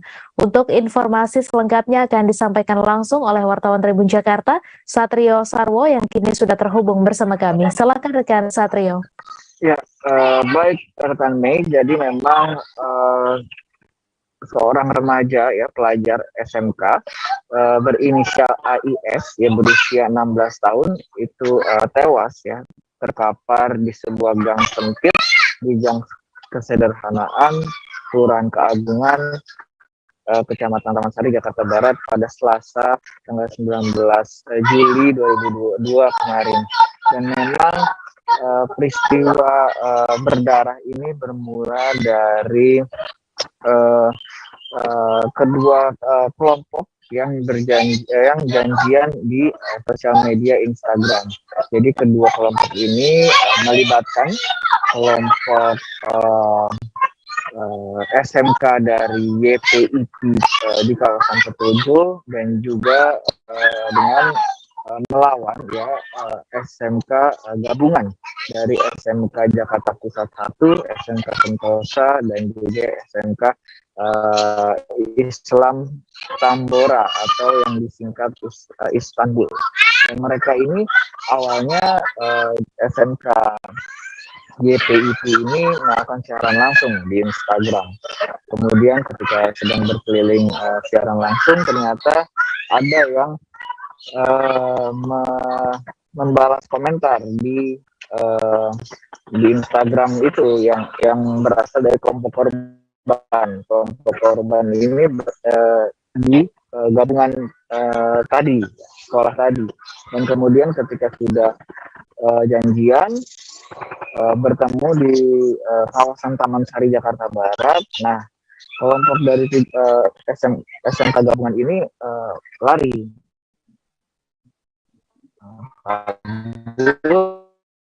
Tetapi AIS dan temannya ini tertinggal. masuk ke gang sempit dan dikejar oleh musuhnya, dan ketika itulah AIS terjatuh dan terkena di bagian dada dan punggung, terkena sabetan dari para pelajar tersebut, sehingga AIS itu terjatuh, terkapar dan kehabisan darah, sehingga akhirnya meninggal dunia. Dan setelah sebenarnya setelah terkapar itu AIS masih bernapas gitu, dan kebetulan di sekitar situ ada polisi lalu lintas yang sedang mengatur lalu lintas bernama Bribtu Hans Buntara Pintang. Bribtu Hans kemudian mencoba menyelamatkan AIS dan membawanya ke rumah sakit Taman Sari di Jalan Madu. Tetapi setelah dibawa, ternyata nyawa korban tak terselamatkan. Dan semenjak itu polisi kemudian menindaklanjuti kasus tersebut, dan akhirnya beberapa hari kemudian menangkap sebanyak 22 pelaku tawuran dari kedua kelompok yang saling serang tersebut. Dan diketahui juga yang menghabisi nyawa AIS itu berjumlah 3 orang, dan mereka kemudian saat ini sudah mendekam ya di tahanan Polsek Taman Sari. Demikian rekan Mei. Terima kasih rekan Satrio atas laporan Anda, dan Tribuners, wartawan kami juga telah menghimpun wawancara dengan Kapolsek Metro Taman Sari. Berikut tayangannya untuk Anda. Berarti di bawa motor ya? Rame naik motor. Saya di situ pun ngambil motor, saya kejar ke sana nggak dapat. Saya pikir di situ belum ada korban. Karena target saya pelaku. Oh, targetnya yang bawa sajam ini ya? Ya. Nah, setelah kita putar balik dari mengejar target, Pak, ya tanya sama orang warga itu, ya ada korban. Kita langsung masuk, kemanusiaan yang kita lihat, Pak. Benar. Kita bopong dan dibawa kemana dan rumah sakit Peresuta kecamatan kecamatan Taman Sari ya. Itu saat itu sudah bernyawa, udah meninggal atau bagaimana? Kita nggak tahu, Bang. Kita kan kita cek yang kita melakukan pertolongan pertama dulu untuk masih ada nyawa atau tidak, kita nggak tahu karena ternyata kemanusiaan sih. Kita bawa kita sana, ternyata pas bisa melokot udah nggak ada. Kita nggak tahu nggak ada di sini atau di jalan atau di rumah. Kita nggak tahu. Intinya udah nggak ada ya. Ya, pokoknya ini kita mungkinnya pertolongan pertama ya, insya Allah syukur-syukur kalau ada masih ada nyawanya kan kita masih ya orang itu masih layak hidup lah. Kalau memang ada masih ada nyawanya, cuman ya Allah berkendak lain kita jadi bisa berbuat apa. Kejadiannya pukul berapa dan? 17.40. 17.40. Mau maghrib berarti ya, Dan ya? Berarti lagi macet-macetnya ya, Dan? Nggak ada macet, Pak. Oh, nggak ada di sini ya? Nggak ada macet. Proyek strategis nasional Bendungan Ciawi di Desa Cipayung, Kecamatan Megamendung, Kabupaten Bogor, longsor pada Senin 18 Juli. Diketahui 1 unit sepeda motor tertimbun tanah longsor. Dalam video yang beredar, tampak tanah longsor Bendungan Ciawi tiba-tiba longsor dan terdengar suara sirine serta klakson. Tampak pula para pekerja berlarian untuk menghindari longsor di bendungan tersebut. Untuk informasi selengkapnya akan disampaikan langsung oleh wartawan Tribun Bogor, Siti Fauziah, yang kini sudah terhubung bersama kami. Silakan rekan Siti. Ya, terima kasih rekan Mei. Proyek strategis nasional Bendungan Ciawi Presiden Jokowi di Desa Cipayung, Kecamatan Megamendung, Kabupaten Bogor mengalami longsor pada Senin 18 Juli 2022. Yang dimana diketahui 1 unit sepeda motor tertimbun tanah longsor, dan dalam video berdurasi 48 detik itu saat kejadian longsor terdengar suara sirine serta klakson. Tampak pula para pekerja berlarian untuk menghindari longsor tersebut, dan hal tersebut pun dibenarkan oleh Camat Megamendung, Bapak Acep Sajidin, yang memaparkan longsor terjadi pada Senin siang sekitar pukul 14.00 waktu Indonesia Barat. Yang dimana menurutnya longsor tersebut bukan kali pertama, namun merupakan longsor kali keduanya di tempat yang sama.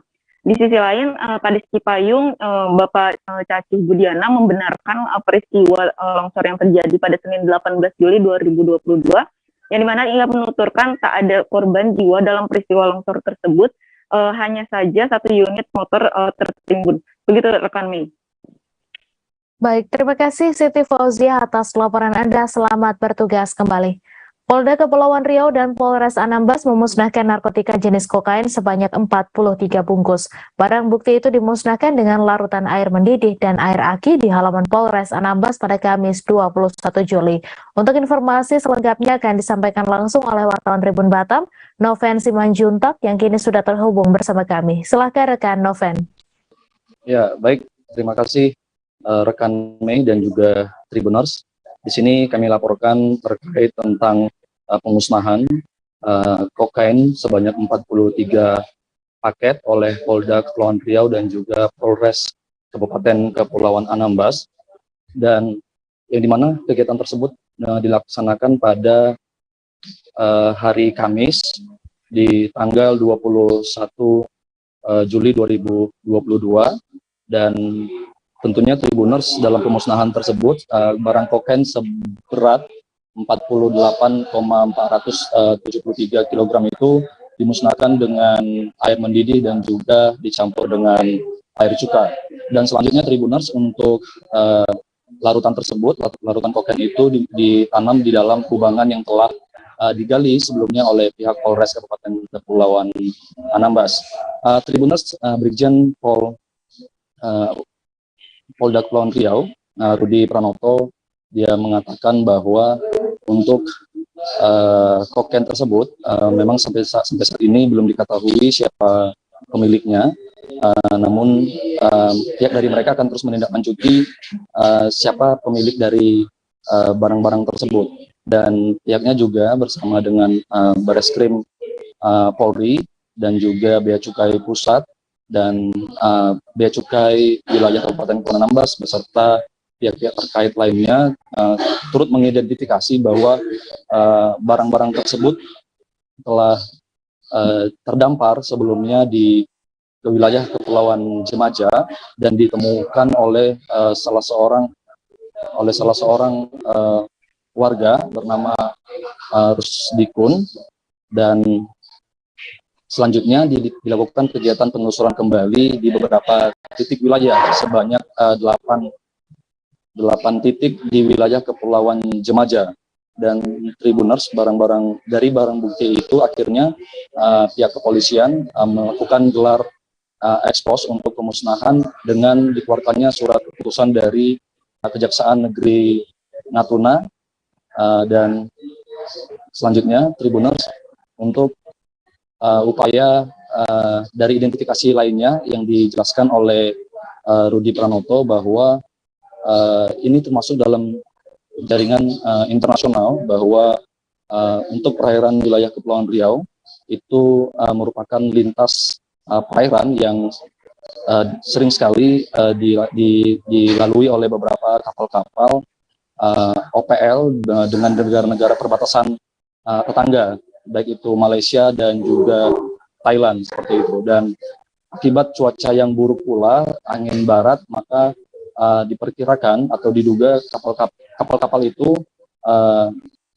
melakukan dengan sistem modus operandinya adalah ship to ship, namun karena cuaca tadi itu barang bukti tersebut, maksud kami kokain tersebut akhirnya terdampar di bawah angin dan gelombang hingga ke beberapa pantai di Kepulauan Jemaja seperti itu.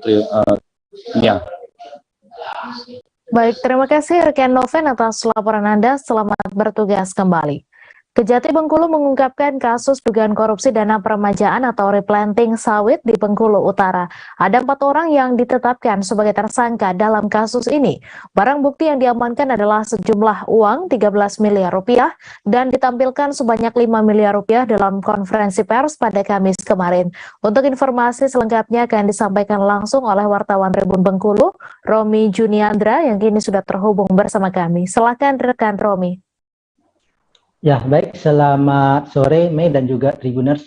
Bahwa Kejaksaan Tinggi Bengkulu telah melakukan atau mengungkap dugaan tindak pidana korupsi dalam kasus replanting sawit yang ada di Kabupaten Bengkulu Utara, Provinsi Bengkulu. Kasus ini sendiri bermula pada tahun 2019 dan tahun 2020, di mana sebanyak 28 kelompok tani yang ada di Kabupaten Bengkulu Utara itu mendapatkan bantuan replanting atau peremajaan sawit yang dananya berasal atau diberikan oleh BPD PKS, Badan Pengelola Dana Perkebunan Kelapa Sawit. Dan dana ini salah satunya dikumpulkan oleh BPD PKS dari pungutan ekspor CPO petani atau ekspor CPO sawit yang dari Indonesia ke luar negeri. Dari dana tersebut kemudian sebagian disalurkan kembali kepada para petani melalui program replanting atau peremajaan sawit ini. Nah, di Kabupaten Bengkulu Utara, Tribuners, sekitar 28 kelompok tani mendapatkan program ini tahun 2019 dan tahun 2020. Pada tahun 2019 ada 18 kelompok tani dengan anggaran 61 miliar rupiah. Kemudian pada tahun 2020 ada 10 kelompok tani dengan anggaran 78 miliar rupiah. Jadi total ada sekitar 139 miliar rupiah. Nah, pada tahun 2020 Kejaksaan Tinggi Bengkulu menduga atau menyelidiki adanya dugaan korupsi pada kegiatan atau program replanting sawit ini, hingga akhirnya pada hari kemarin Kamis 21 Juli 2022 diungkapkan ada 4 tersangka dalam kasus ini dalam satu kelompok tani, yakni 4 tersangka ini adalah berinisial AS sebagai Ketua Kelompok Tani Rindang Jaya, kemudian ada ED sebagai Sekretaris Kelompok Tani Rindang Jaya, ada S sebagai Bendahara Kelompok Tani Rindang Jaya, dan ada S sebagai anggota Kelompok Tani Rindang Jaya. Dalam kasus ini, Kejaksaan Tinggi Bengkulu juga menyita uang barang bukti sebesar 13 miliar rupiah, di mana pada konferensi hari kemarin diperlihatkan sebanyak 5 miliar rupiah kepada awak media di kantor Kejaksaan Tinggi Bengkulu. Untuk modusnya sendiri, sebenarnya seperti yang dijelaskan oleh Kepala Kejaksaan Tinggi Bengkulu, adalah 4 tersangka ini kemudian memanipulasi data sehingga mereka mendapatkan kuota lebih banyak atau menggunakan KTP orang lain untuk mendapatkan kuota atau jatah replanting yang lebih banyak. Karena pada dasarnya aturan replanting ini sebenarnya itu dilakukan per kakak dan per hektar. 1 kakak maksimal 4 hektar dan 1 hektar itu minimal hanya 30 juta. Jadi dengan mereka para tersangka ini memanipulasi data dengan menggunakan KTP atau KTP milik warga lain, maka mereka bisa mendapatkan dana lebih banyak dari yang seharusnya mereka dapatkan, hingga barang bukti yang disita ada sebesar 13 miliar rupiah dan ditampilkan pada hari kemarin itu sebanyak 5 miliar rupiah. Dan pihak Kejaksaan Tinggi sendiri Tribunal sampai saat ini masih mengembangkan kasus ini, dan 4 tersangka ini masih berasal dari 1 kelompok tani dari 28 kelompok tani itu. Kemungkinan menurut Kejaksaan Tinggi Bengkulu akan ada tersangka-tersangka lain yang akan ditetapkan dalam kasus ini. Demikian, Mei. Terima kasih rekan Romi atas laporan Anda, dan Tribuners, wartawan kami juga telah menghimpun wawancara dengan Kepala Kejati Bengkulu. Berikut tayangannya untuk Anda. 655.000 khusus untuk modus memanipulasi identitas sehingga negara dirugikan. Kemudian telah saya tetapkan ya, untuk sementara, saya bilang untuk sementara 4 orang tersangka, yaitu AS selaku Ketua Kelompok Tani Rindang Jaya, ED selaku Sekretaris Kelompok Tani Rindang Jaya, S selaku Bendahara Kelompok Tani Rindang Jaya, dan P selaku anggota Kelompok Tani Rindang Jaya. Nah, terhadap penanganan kasus tersebut, 4-nya sudah saya tahan. Ya, penyidik telah menahan 4 orang tersangka ini, dan sudah dilakukan penyitaan uang sebesar 13 miliar. Nah, hari ini kita nunjukkan 5 miliar ya, karena nanti kalau 13 miliarnya terlalu banyak. Nah, tetapi secara fisik itu jumlahnya adalah 13 miliar dan sudah masuk ke rekening penampungan rekening pemerintah lainnya yang ada di Bank Mandiri ini. Kabupaten Pasir dengan luasan wilayah 11.603 meter persegi mendapat 7 CCTV analisa pengendali kebakaran hutan dan lahan digital. Hal tersebut diketahui pada launching aplikasi CCTV asap digital oleh Polda Kaltim yang berlangsung di salah satu hotel di Balikpapan pada Kamis 21 Juli.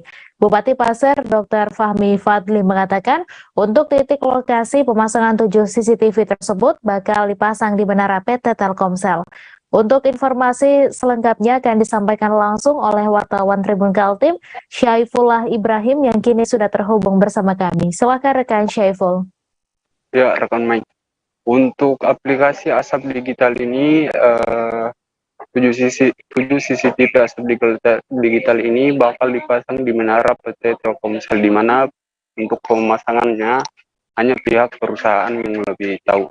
Dengan adanya aplikasi digital ini dapat membantu meminimalisir serta deteksi dini terjadinya kebakaran hutan dan lahan di Kabupaten Pasir. Dari pemaparan Kapolda Kaltim, Irjen Pol Imam Sugianto menyampaikan pada September 2021 lalu, aplikasi CCTV asap digital telah di-launching secara nasional. Untuk wilayah Kaltim, implementasi CCTV asap digital yang dilaksanakan di daerah dilakukan pada 21 Juli kemarin. Terdapat 8 titik untuk pemasangan CCTV asap digital, yaitu pada wilayah Kutai Timur sebanyak 1 titik dan Kabupaten Pasir sebanyak 7 titik. Daerah yang memiliki perkebunan sawit dan gambut dianggap berpotensi terjadinya kebakaran hutan dan lahan. Untuk keunggulan dari CCTV asap digital ini yaitu Lab Auto Monitoring dengan kamera CCTV yang terpasang memiliki high definition yang mampu memantau 360 derajat dengan jangkauan 4 km dan cakupan radius 8 km serta dapat menjangkau lahan seluas 5.026 hektar. Tak hanya itu, dalam aplikasi tersebut juga dapat manual zoom sebanyak 40 kali yang bisa memutar rekaman dalam 2 bulan terakhir. Untuk sensornya bisa menampilkan suhu udara, kualitas, dan kelembapan udara. Data titik api yang update setiap 5 menit menyesuaikan data update satelit. Kemudian data perkiraan cuaca, data informasi terkait peta lahan perusahaan, sumber air, batas desa, dan posisi pergerakan personil untuk mengetahui posisi petugas terdekat dari titik api ketika terjadi karhutla. Sekian rekan Mei. Terima kasih rekan Syaiful atas laporan Anda. Selamat bertugas kembali. PT Pertamina Regional Sumbagut menunjuk Kota Pematang Siantar dan Sibolga sebagai pilot proyek penerapan aplikasi My Pertamina kepada para pengguna manfaat BBM bersubsidi di Sumatera Utara. Pihak Pertamina pun mulai melakukan sosialisasi pendaftaran kepada pengguna di kedua kota tersebut. Sosialisasi ini dilaksanakan selama 2 bulan, di mana kedua kota tersebut ditargetkan akan memulai penerapan pembelian BBM bersubsidi pada bulan Oktober atau November 2022. Untuk informasi selengkapnya akan disampaikan langsung oleh wartawan Tribun Medan, Alija, yang kini sudah terhubung bersama kami. Silakan rekan Alija. Ya, terima kasih Mei. Perlu saya laporkan bahwasannya Pertamina Regional Sumatera bagian Utara telah menunjuk Kota Pematang Siantar dan Sibolga sebagai kota pertama yang mulai melaksanakan pendaftaran pengisian BBM subsidi jenis biosolar dan Pertalite melalui aplikasi My Pertamina maupun situs website resmi di subsidi tepat.pertamina.go.id. Nah, perlu saya sampaikan juga bahwasanya pilot project ini dilakukan di Siantar dan Sibolga mengingat jumlah dari SPBU di kedua kota ini terjangkau dan fasilitas jaringan yang dianggap lebih baik dibanding kota-kota yang lain di Indonesia. Nah, dalam hari kedua pelaksanaan sosialisasi pendaftaran melalui aplikasi My Pertamina, di Siantar sendiri ada sekitar 530 lebih calon pengguna aplikasi, di mana Pertamina Sales Branch Nomor 1 Sumbagut Ahmad Fernando menyampaikan bahwa di Siantar itu target dari penggunaan My Pertamina itu lebih dulu dibanding daerah lain di Sumatera Utara. Ditargetkan Siantar itu mulai menggunakan aplikasi My Pertamina pada bulan 10, maksud saya bulan 10 ataupun bulan 11 dibanding daerah lain yang mana direncanakan akan implementasi secara resmi dilaksanakan pada tahun 2023. Nah, dijelaskan juga oleh Pertamina bahwasanya aplikasi My Pertamina ini sendiri merupakan gagasan dari Pertamina maupun pemerintah pusat untuk memilah siapa masyarakat yang layak dan tidak layak menerima BBM bersubsidi. Kemudian untuk tahapannya setelah pendaftaran, para pengguna ini nantinya akan mengisi data diri, kemudian data kendaraan, foto kendaraan. Kemudian tahapan verifikasi akan dilakukan oleh Pertamina Pusat dan pemerintah pusat, di mana nantinya para pemilik kendaraan ini boleh mendaftarkan maksimal 10 kendaraan. Dan beberapa faktor-faktor yang juga akan mempengaruhi, misalnya seperti truk jenis fungsi dan truk itu akan menjadi penilaian sendiri oleh Pertamina apakah layak mendapatkan BBM subsidi maupun tidak bersubsidi. Kemudian perlu saya sampaikan juga bahwasanya barcode yang telah diterima oleh pengendara nantinya itu boleh dilaminating, boleh berbentuk kartu, boleh berbentuk cetak seperti KTP, sehingga nanti penggunaannya ini tidak sebatas dari handphone, boleh sudah berbentuk kertas seperti yang saya sampaikan tadi. Kemudian sistem pembayarannya juga ternyata itu sudah boleh cash atau e-wallet maupun debit ataupun kredit. Demikian. Terima kasih rekan Alija atas laporan Anda, dan Tribuners, wartawan kami juga telah menghimpun wawancara dengan Sales Branch Manager Rayon 3 Pertamina MOR1 Sembagut. Berikut tayangannya untuk Anda. Dicetak, bisa dilaminating atau bisa ditempel di kendaraan masing-masing. Oh gitu. Jadi nanti setelah mendapat ini silahkan aja di print untuk mempermudah. Jadi tidak harus menunjukkan HP,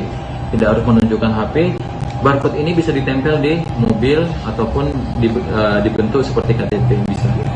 Nanti setelah pengguna BBM subsidi ke SPBU, barcode ini akan di-scan oleh operator menggunakan edisi yang tersedia di SPBU, masing-masing SPBU. Hasil scan menggunakan edisi itu akan menjelaskan semua informasi pengguna BBM, baik nomor polisi, siapa nama pengguna BBM, itu masuk ke datanya ke sistem digitalisasi SPBU. Jenazah Roy Manampiring, korban pembantaian kelompok kriminal bersenjata di Tanjakan Mama 2, Distrik Kenyam, Kabupaten Duga, Papua, akhirnya dievakuasi ke Kabupaten Mimika pada Kamis 21 Juli. Roy merupakan korban ke-11 yang tewas dibantai oleh KKB di Kampung Nogolait sejak Sabtu lalu. Sebelumnya KKB membantai sejumlah warga di Kampung Nogolait pada Sabtu pagi. Sebanyak 10 warga dilaporkan tewas, sementara 2 lainnya luka-luka. Untuk informasi selengkapnya akan disampaikan langsung oleh wartawan Tribun Manado, Fistel Mukuwan, yang kini sudah terhubung bersama kami. Silakan rekan Fistel. Iya, makasih rekan Mei.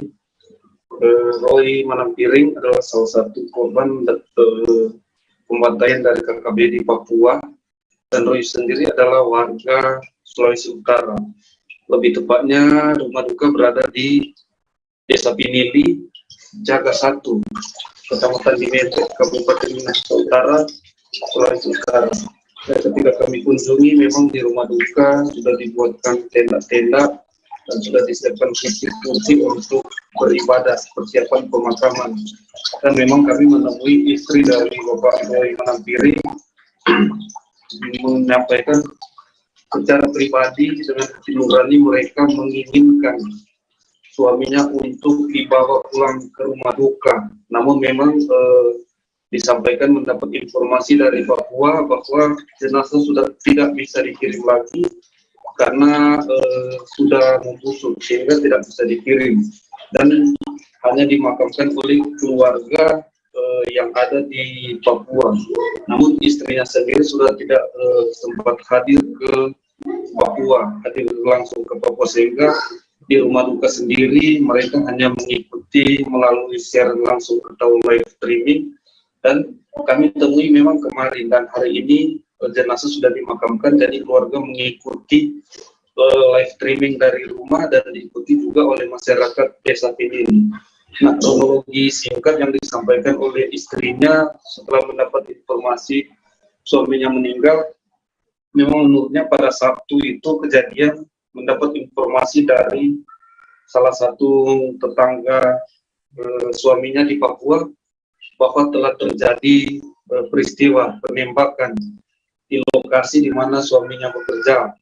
Dan dia bertanya, lalu suami saya Roy, maksudnya Roy, dia yang menghubungi istrinya menyampaikan memang belum dipastikan Roy selamat atau tidak, tapi kalau ada warga atau masyarakat yang bisa menyelamatkan, Roy pasti selamat, tapi saat ini belum diketahui.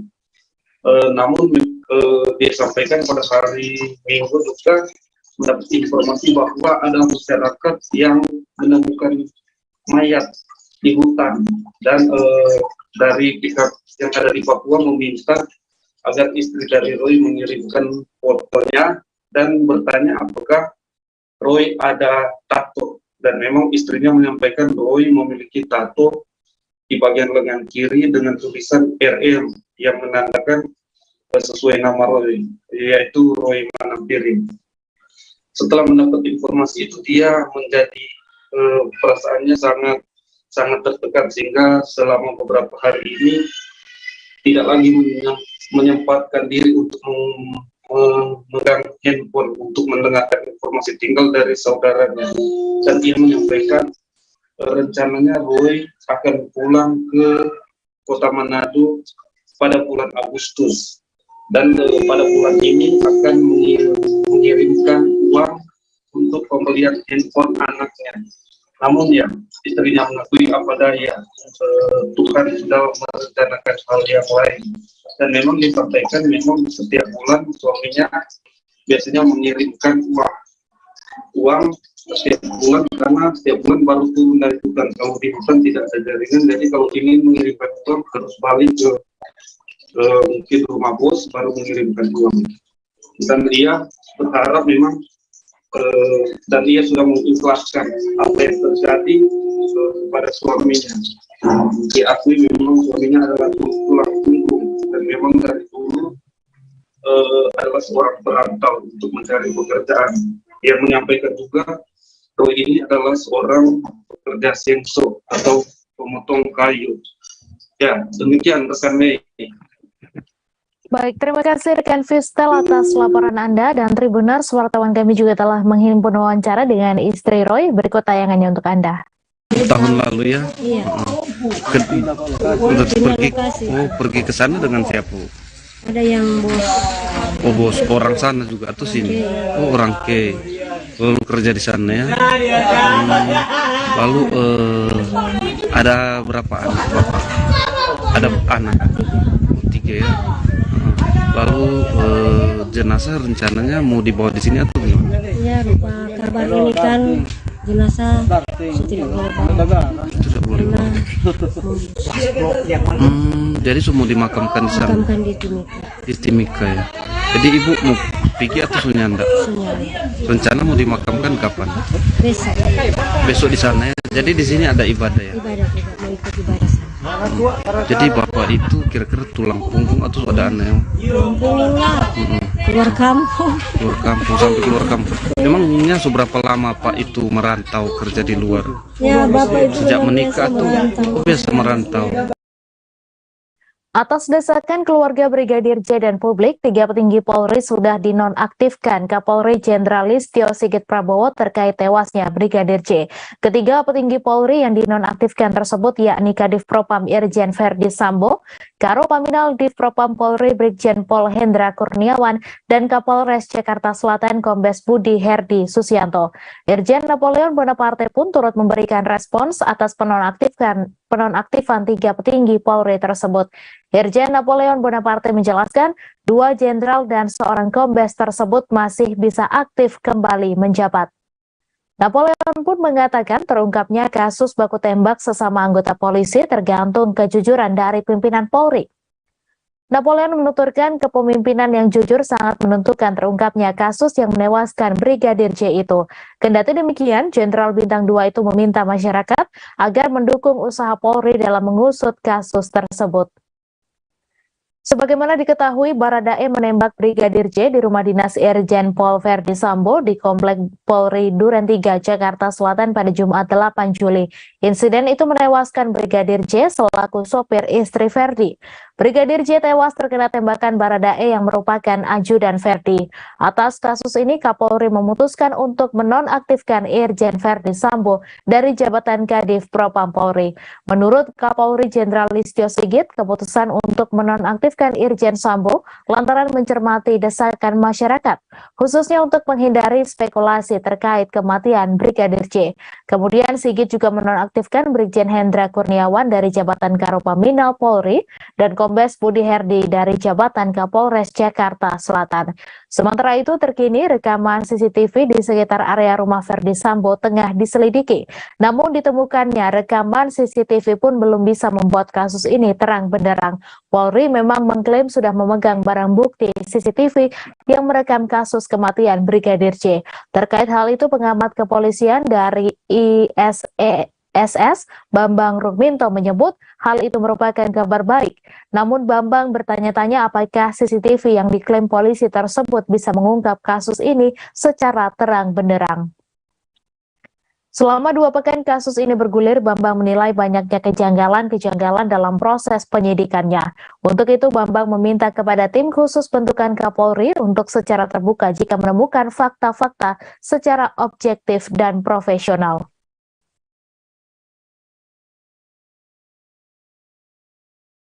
Permohonan autopsi ulang pada jenazah Brigadir Yosua Huta Barat telah disetujui oleh polisi.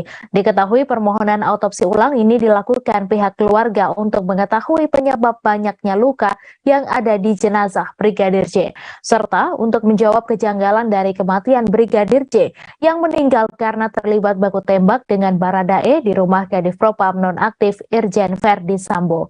Meski permohonan autopsi ulang pada jenazah Brigadir J telah disetujui, namun hingga kini polisi masih belum menentukan kapan waktu autopsi ulang tersebut dilakukan. Oleh karena itu, makam Brigadir J yang berada di Pemakaman Umum Desa Sukamakmur Simpang Yanto Unit 1 Sungai Bahar, Muaro Jambi, kini dijaga ketat oleh pihak keluarga dan Pemuda Batak Bersatu atau PBB. Pembina Pemuda Batak Bersatu Jambi, Royanto Situmorang, mengatakan jenazah Brigadir J adalah bukti utama dari kasus dugaan pembunuhan berencana ini, sehingga makamnya kini perlu dijaga ketat untuk mencegah adanya pencurian jenazah. Penjagaan ketat di makam Brigadir J ini telah dilakukan sejak Rabu 20 Juli sore. Bahkan di area makam juga dilakukan pemasangan tenda dan lampu penerangan untuk membantu penjagaan ketika malam hari, serta untuk berjaga-jaga apabila proses autopsi berlanjut hingga malam hari. Setiap harinya ada 5 hingga 6 orang yang berjaga di makam Brigadir J dari pagi, siang, hingga malam. Ketika malam hari, penjagaan makam Brigadir J ini pun diperketat. Diberitakan sebelumnya, Kepolisian Republik Indonesia berkoordinasi dengan pihak kuasa hukum keluarga mengenai rencana ekshumasi untuk autopsi ulang jenazah Brigadir J. Diketahui ekshumasi merupakan pembongkaran kuburan yang dilakukan oleh pihak berwenang. Satu di antaranya pembongkaran kuburan tersebut untuk autopsi ulang. Kadif Humas Polri Irjen Dedi Prasetyo menyatakan bahwa penyidik masih mengatur waktu proses ekshumasi untuk autopsi ulang jenazah Brigadir J.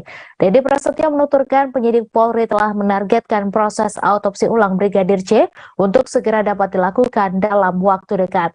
Kepolisian Republik Indonesia menerima permohonan ekshumasi dari pihak keluarga Brigadir Yosua Huta Barat. Nantinya jenazah Brigadir J akan dilakukan proses autopsi ulang. Direktur Tindak Pidana Umum Barreskrim Polri, Brigjen Andirian Jayadi menuturkan pihaknya akan berkoordinasi dengan kedokteran forensik di luar unsur Polri. Satu di antaranya menggandeng Persatuan Kedokteran Forensik Indonesia, Kompolnas, hingga Komnas HAM. 2,5 tahun bertugas di bawah Irjen Verdi Sambo, ayah Brigadir Yosua alias Brigadir Nofriansyah Yosua Huta Barat, mengungkap kedekatan anaknya dengan Irjen Verdi Sambo. Samuel Huta Barat, ayah Brigadir Yosua, mengatakan kedekatan Brigadir Yosua dengan keluarga Irjen Verdi Sambo hanya sebatas atasan dan bawahan. Menurutnya, Brigadir Yosua tak pernah mengeluhkan pekerjaannya selama 2,5 tahun mendampingi Irjen Verdi Sambo sekeluarga. Selain itu, Samuel Huta Barat mengatakan jika Brigadir Yosua memang jarang mengeluhkan soal pekerjaan, bahkan sejak berdinas di Jambi dulu. Hal itu lantaran ia tidak ingin membebani pikiran orang tuanya sehingga hanya menceritakan hal-hal yang baik saja. Komunikasi Brigadir Yosua dengan keluarga juga lancar, bahkan di sela waktu bertugas, ia juga menyempatkan waktu untuk memberi kabar kepada keluarganya. Bahkan saat mengantarkan Verdi Sambo dengan istrinya ke Magelang, Jawa Tengah, Brigadir Yosua juga memberi kabar kepada keluarga. Brigadir J juga sempat berniat meminta izin dengan Verdi Sambo dan istri untuk menemui keluarganya di Sumatera Utara sepulang bertugas dari Magelang, Jawa Tengah. Namun Brigadir J malah menjadi korban tewas pada 8 Juli karena ditembak oleh Baradae di rumah dinas Verdi Sambo di Duren 3, Jakarta Selatan. Penembakan itu terjadi disebut karena Brigadir J melakukan pelecehan dan menodongkan pistol ke istri Verdi Sambo.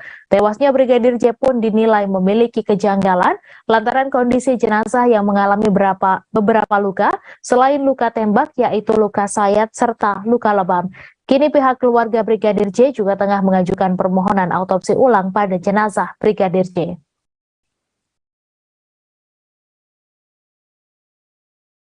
Kepolisian Republik Indonesia meminta pihak keluarga mengajukan ke penyidik Polri soal pengajuan pelibatan TNI dalam proses autopsi ulang jenazah Brigadir Yosua Huta Barat.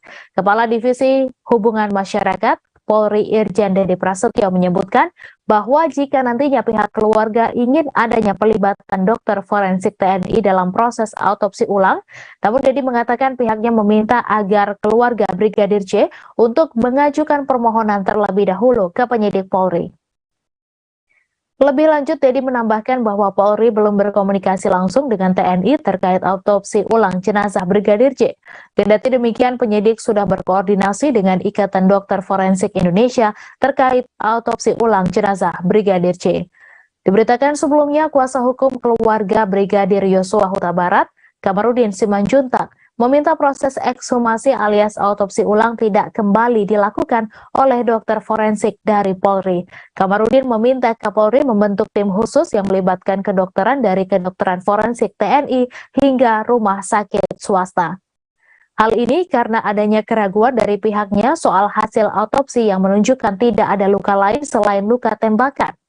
Namun dari temuan pihaknya, Kamarudin menerangkan ada sejumlah bukti baru, yakni luka jeratan di leher sebelum ditembak.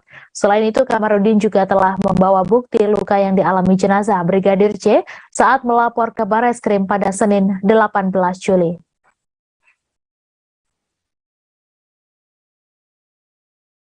Keluarga Brigadir Nofriansyah Yosua Huta Barat atau Brigadir J tengah dimintai keterangan oleh tim dari Mabes Polri di Polda Jambi pada Jumat 22 Juli. Tim Mabes Polri dipimpin oleh Brigjen Pol Agus Suharnoko, penyidik tindak pidana utama TK2 Bareskrim Polri. Tim penyidik sudah tiba di Polda Jambi sejak pagi tadi. Menurut informasi yang dihimpun, ada 7 orang pihak keluarga yang datang ke Polda Jambi saat ini, termasuk kedua orang tua dan bibi Brigadir Yosua. Sementara itu, Samuel Huta Barat, ayah dari Brigadir Yosua, menanggapi perkataan Menteri Koordinator Bidang Politik, Hukum, dan Keamanan, Mahfud MD, terkait kasus penembakan anaknya, di mana Mahfud MD mengatakan kasus tersebut tidak bisa dibiarkan. Penjelasan Polri yang tidak jelas hubungan antara sebab dan akibat setiap rangkaian peristiwanya. Menanggapi hal tersebut, Samuel berharap agar kebenaran segera terungkap dalam kasus ini. Ia menyebutkan ia sebagai rakyat kecil berharap mendapat keadilan dan kejelasan atas kematian anaknya. Tak hanya itu, ia juga mengapresiasi Presiden Joko Widodo yang menanggapi dan memberi perhatian atas kasus ini. Ia berharap ucapan dan perintah dari Presiden Joko Widodo tersebut dapat direspons oleh jajaran dan bawahan. Samuel juga menyebut memiliki keinginan untuk bertemu dengan Presiden Joko Widodo. Namun kondisi ekonomi membuat dirinya pesimis dan mengaku tidak memungkinkan bisa berangkat ke Jakarta untuk bertemu Jokowi. Sementara itu, area pemakaman Brigadir Polisi Nofriansyah Yosua Huta Barat di Muaro Jambi tengah dijaga ketat oleh keluarga dan organisasi pemuda Batak Bersatu. Pendeta Royanto Situmorang, tokoh agama dan pembina PBB mengatakan, penjagaan ini dilakukan untuk mengantisipasi hal-hal yang tidak diinginkan menjelang pelaksanaan autopsi. Penjagaan dan pengawasan ini dilakukan sejak Rabu 20 Juli malam dan akan dilakukan setiap hari dari siang hingga malam. Di sekitar pemakaman juga telah dipasang penerangan untuk memudahkan pengawasan pada malam hari. Ia menyebut setidaknya ada 2 hingga 4 orang yang akan berjaga, terdiri dari anggota PBB, keluarga, dan juga kepolisian. Dengan penjagaan ini diharapkan proses autopsinya berjalan dengan baik tanpa ada kekhawatiran.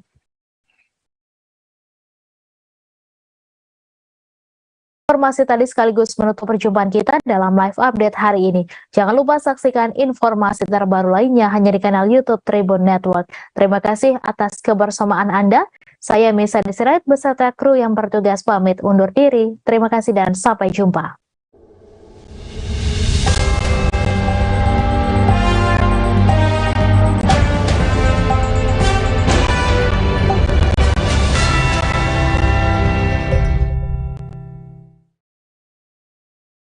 Jangan lupa like, subscribe, dan share ya!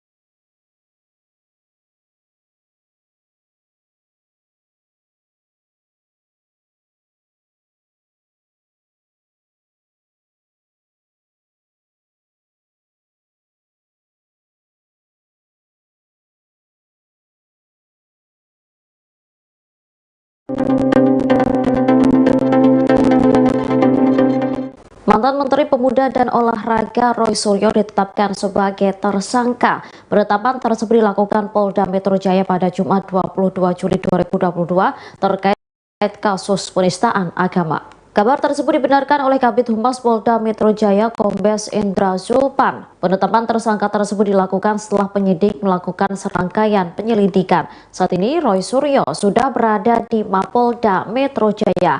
Ia tengah diperiksa sebagai tersangka dalam kasus unggahan meme patung Sang Buddha yang diedit mirip wajah Presiden Joko Widodo. Namun Zulpan belum dapat memastikan apakah Roy Suryo akan langsung ditahan seusai menjalani pemeriksaan sebagai tersangka. Roy Suryo sebelumnya sudah menjalani pemeriksaan sebagai terlapor pada Kamis 14 Juli. Saat itu Roy menjalani pemeriksaan perdana dalam rangka penyidikan dugaan kasus penistaan agama yang menjeratnya. Sebagai informasi, Kepala Divisi Humas Polri Irjen Dedi Prasetyo mengatakan kasus unggahan meme patung di Candi Borobudur yang diedit mirip wajah Jokowi telah naik ke tahap penyidikan. Adapun unggahan itu sempat viral dan diunggah ulang oleh Roy Suryo di akun Twitternya. Dedi menyebutkan perkara tersebut akan ditangani Polda Metro Jaya. Kombes Zulpan menyebut ada 2 laporan terkait dugaan kasus penistaan agama yang melibatkan nama Roy Suryo.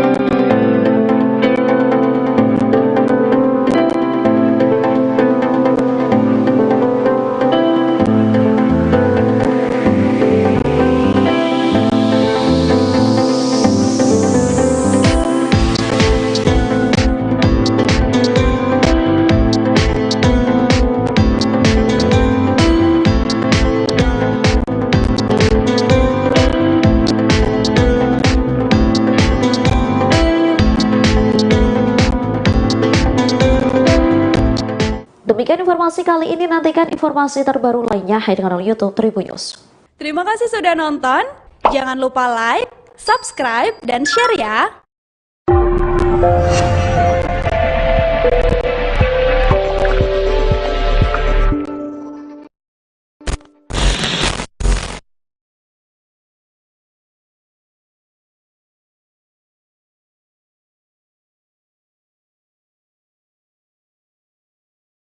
Najwa lagi di Istana Presiden Timor Leste. Ini adalah tempat nanti sebentar lagi akan berlangsung upacara kemerdekaan Timor Leste yang ke-20.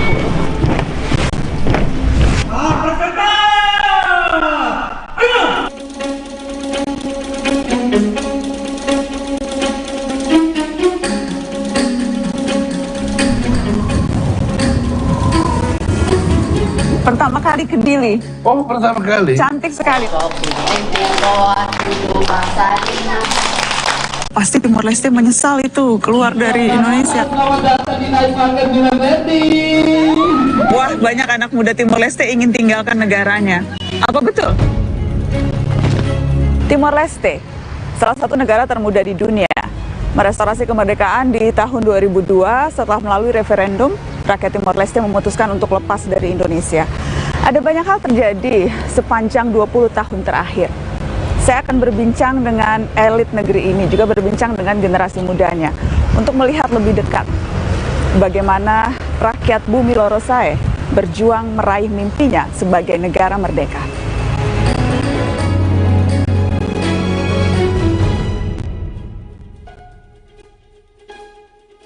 Sekarang jam 5. Kita akan naik pesawat ke Dili. Pesawatnya memang pagi dan pesawat ke Dili itu hanya ada 2 kali. Sekarang ini ya hanya ada 2 kali dalam seminggu, tiap Selasa dan tiap Jumat. Dan memang nggak ada penerbangan langsung. Halo Bapak, nggak ada penerbangan langsung. Semuanya dari Denpasar.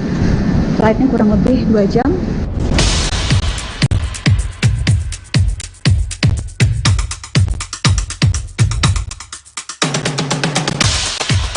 Mata Najwa tiba di Timor Leste. Kami langsung disambut hangat Presiden pertama negara itu, Zanana Gusmao. Selamat kedatangan. Kedatangan kami menjelang perayaan restorasi kemerdekaan Timor Leste yang ke-20. Momen yang tepat diajak berkeliling Dili, ibu kota Timor Leste. Selamat datang di kita mau menik aja. Tidak mau mati. Ya. Menik ya kita bisa. Mati kita tidak mau. Mau juga? Enggak. Bergerak bebas seperti ini hampir mustahil dilakukan Zanana 40 tahun lalu. Saat itu, dia adalah pemimpin kelompok pro kemerdekaan yang paling dicari. Ini, ceritakan soal foto ini. Saya nggak kenal. Hah? Masa nggak kenal? Saya nggak kenal. Kenal orang ini. Tangan diborgol tapi tetap tersenyum.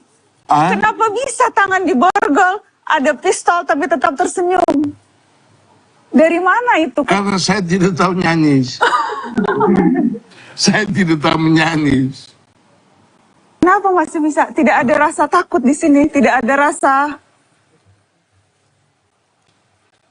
Karena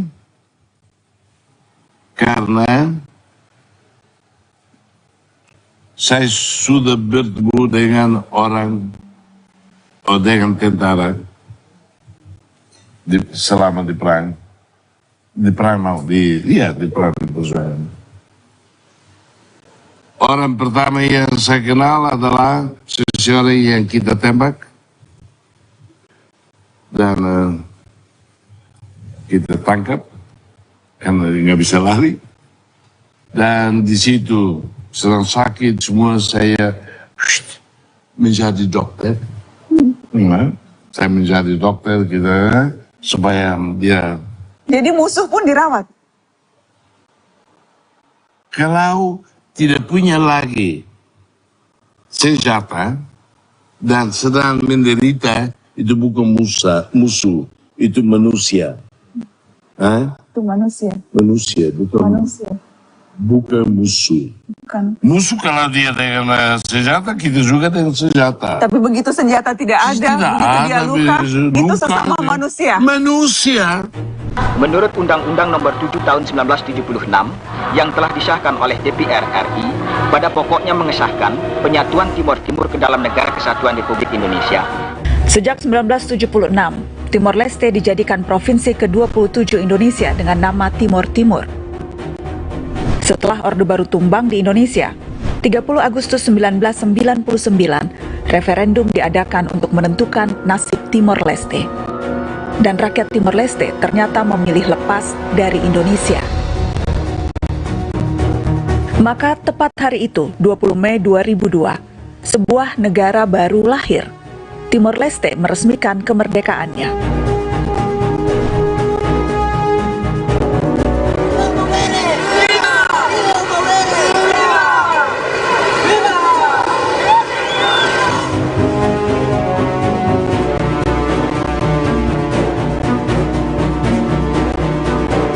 Kemerdekaan itu membentangkan harapan baru bagi hari-hari berikutnya di Timor Leste.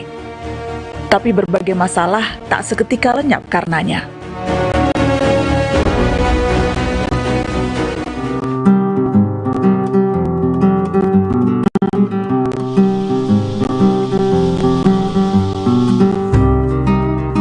Pengennya lebih maju lagi. Yang sekarang gitu kan, ya belum yang seperti kita harapkan.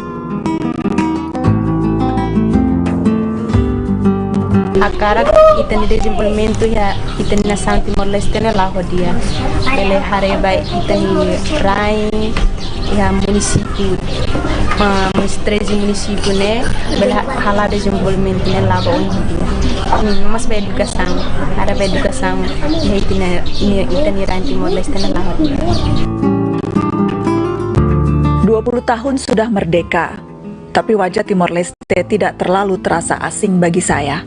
Jejak Indonesia masih terasa dekat. Banyakan itu dari Indonesia, semua impornya dari Indonesia. Pokoknya banyak yang itu bahan 9 pokok itu banyak dari Indonesia. Begitu juga dari tempat ini. Taman Makam Pahlawan Seroja, pemakaman militer tentara Indonesia yang gugur selama bertugas di Timor Timur.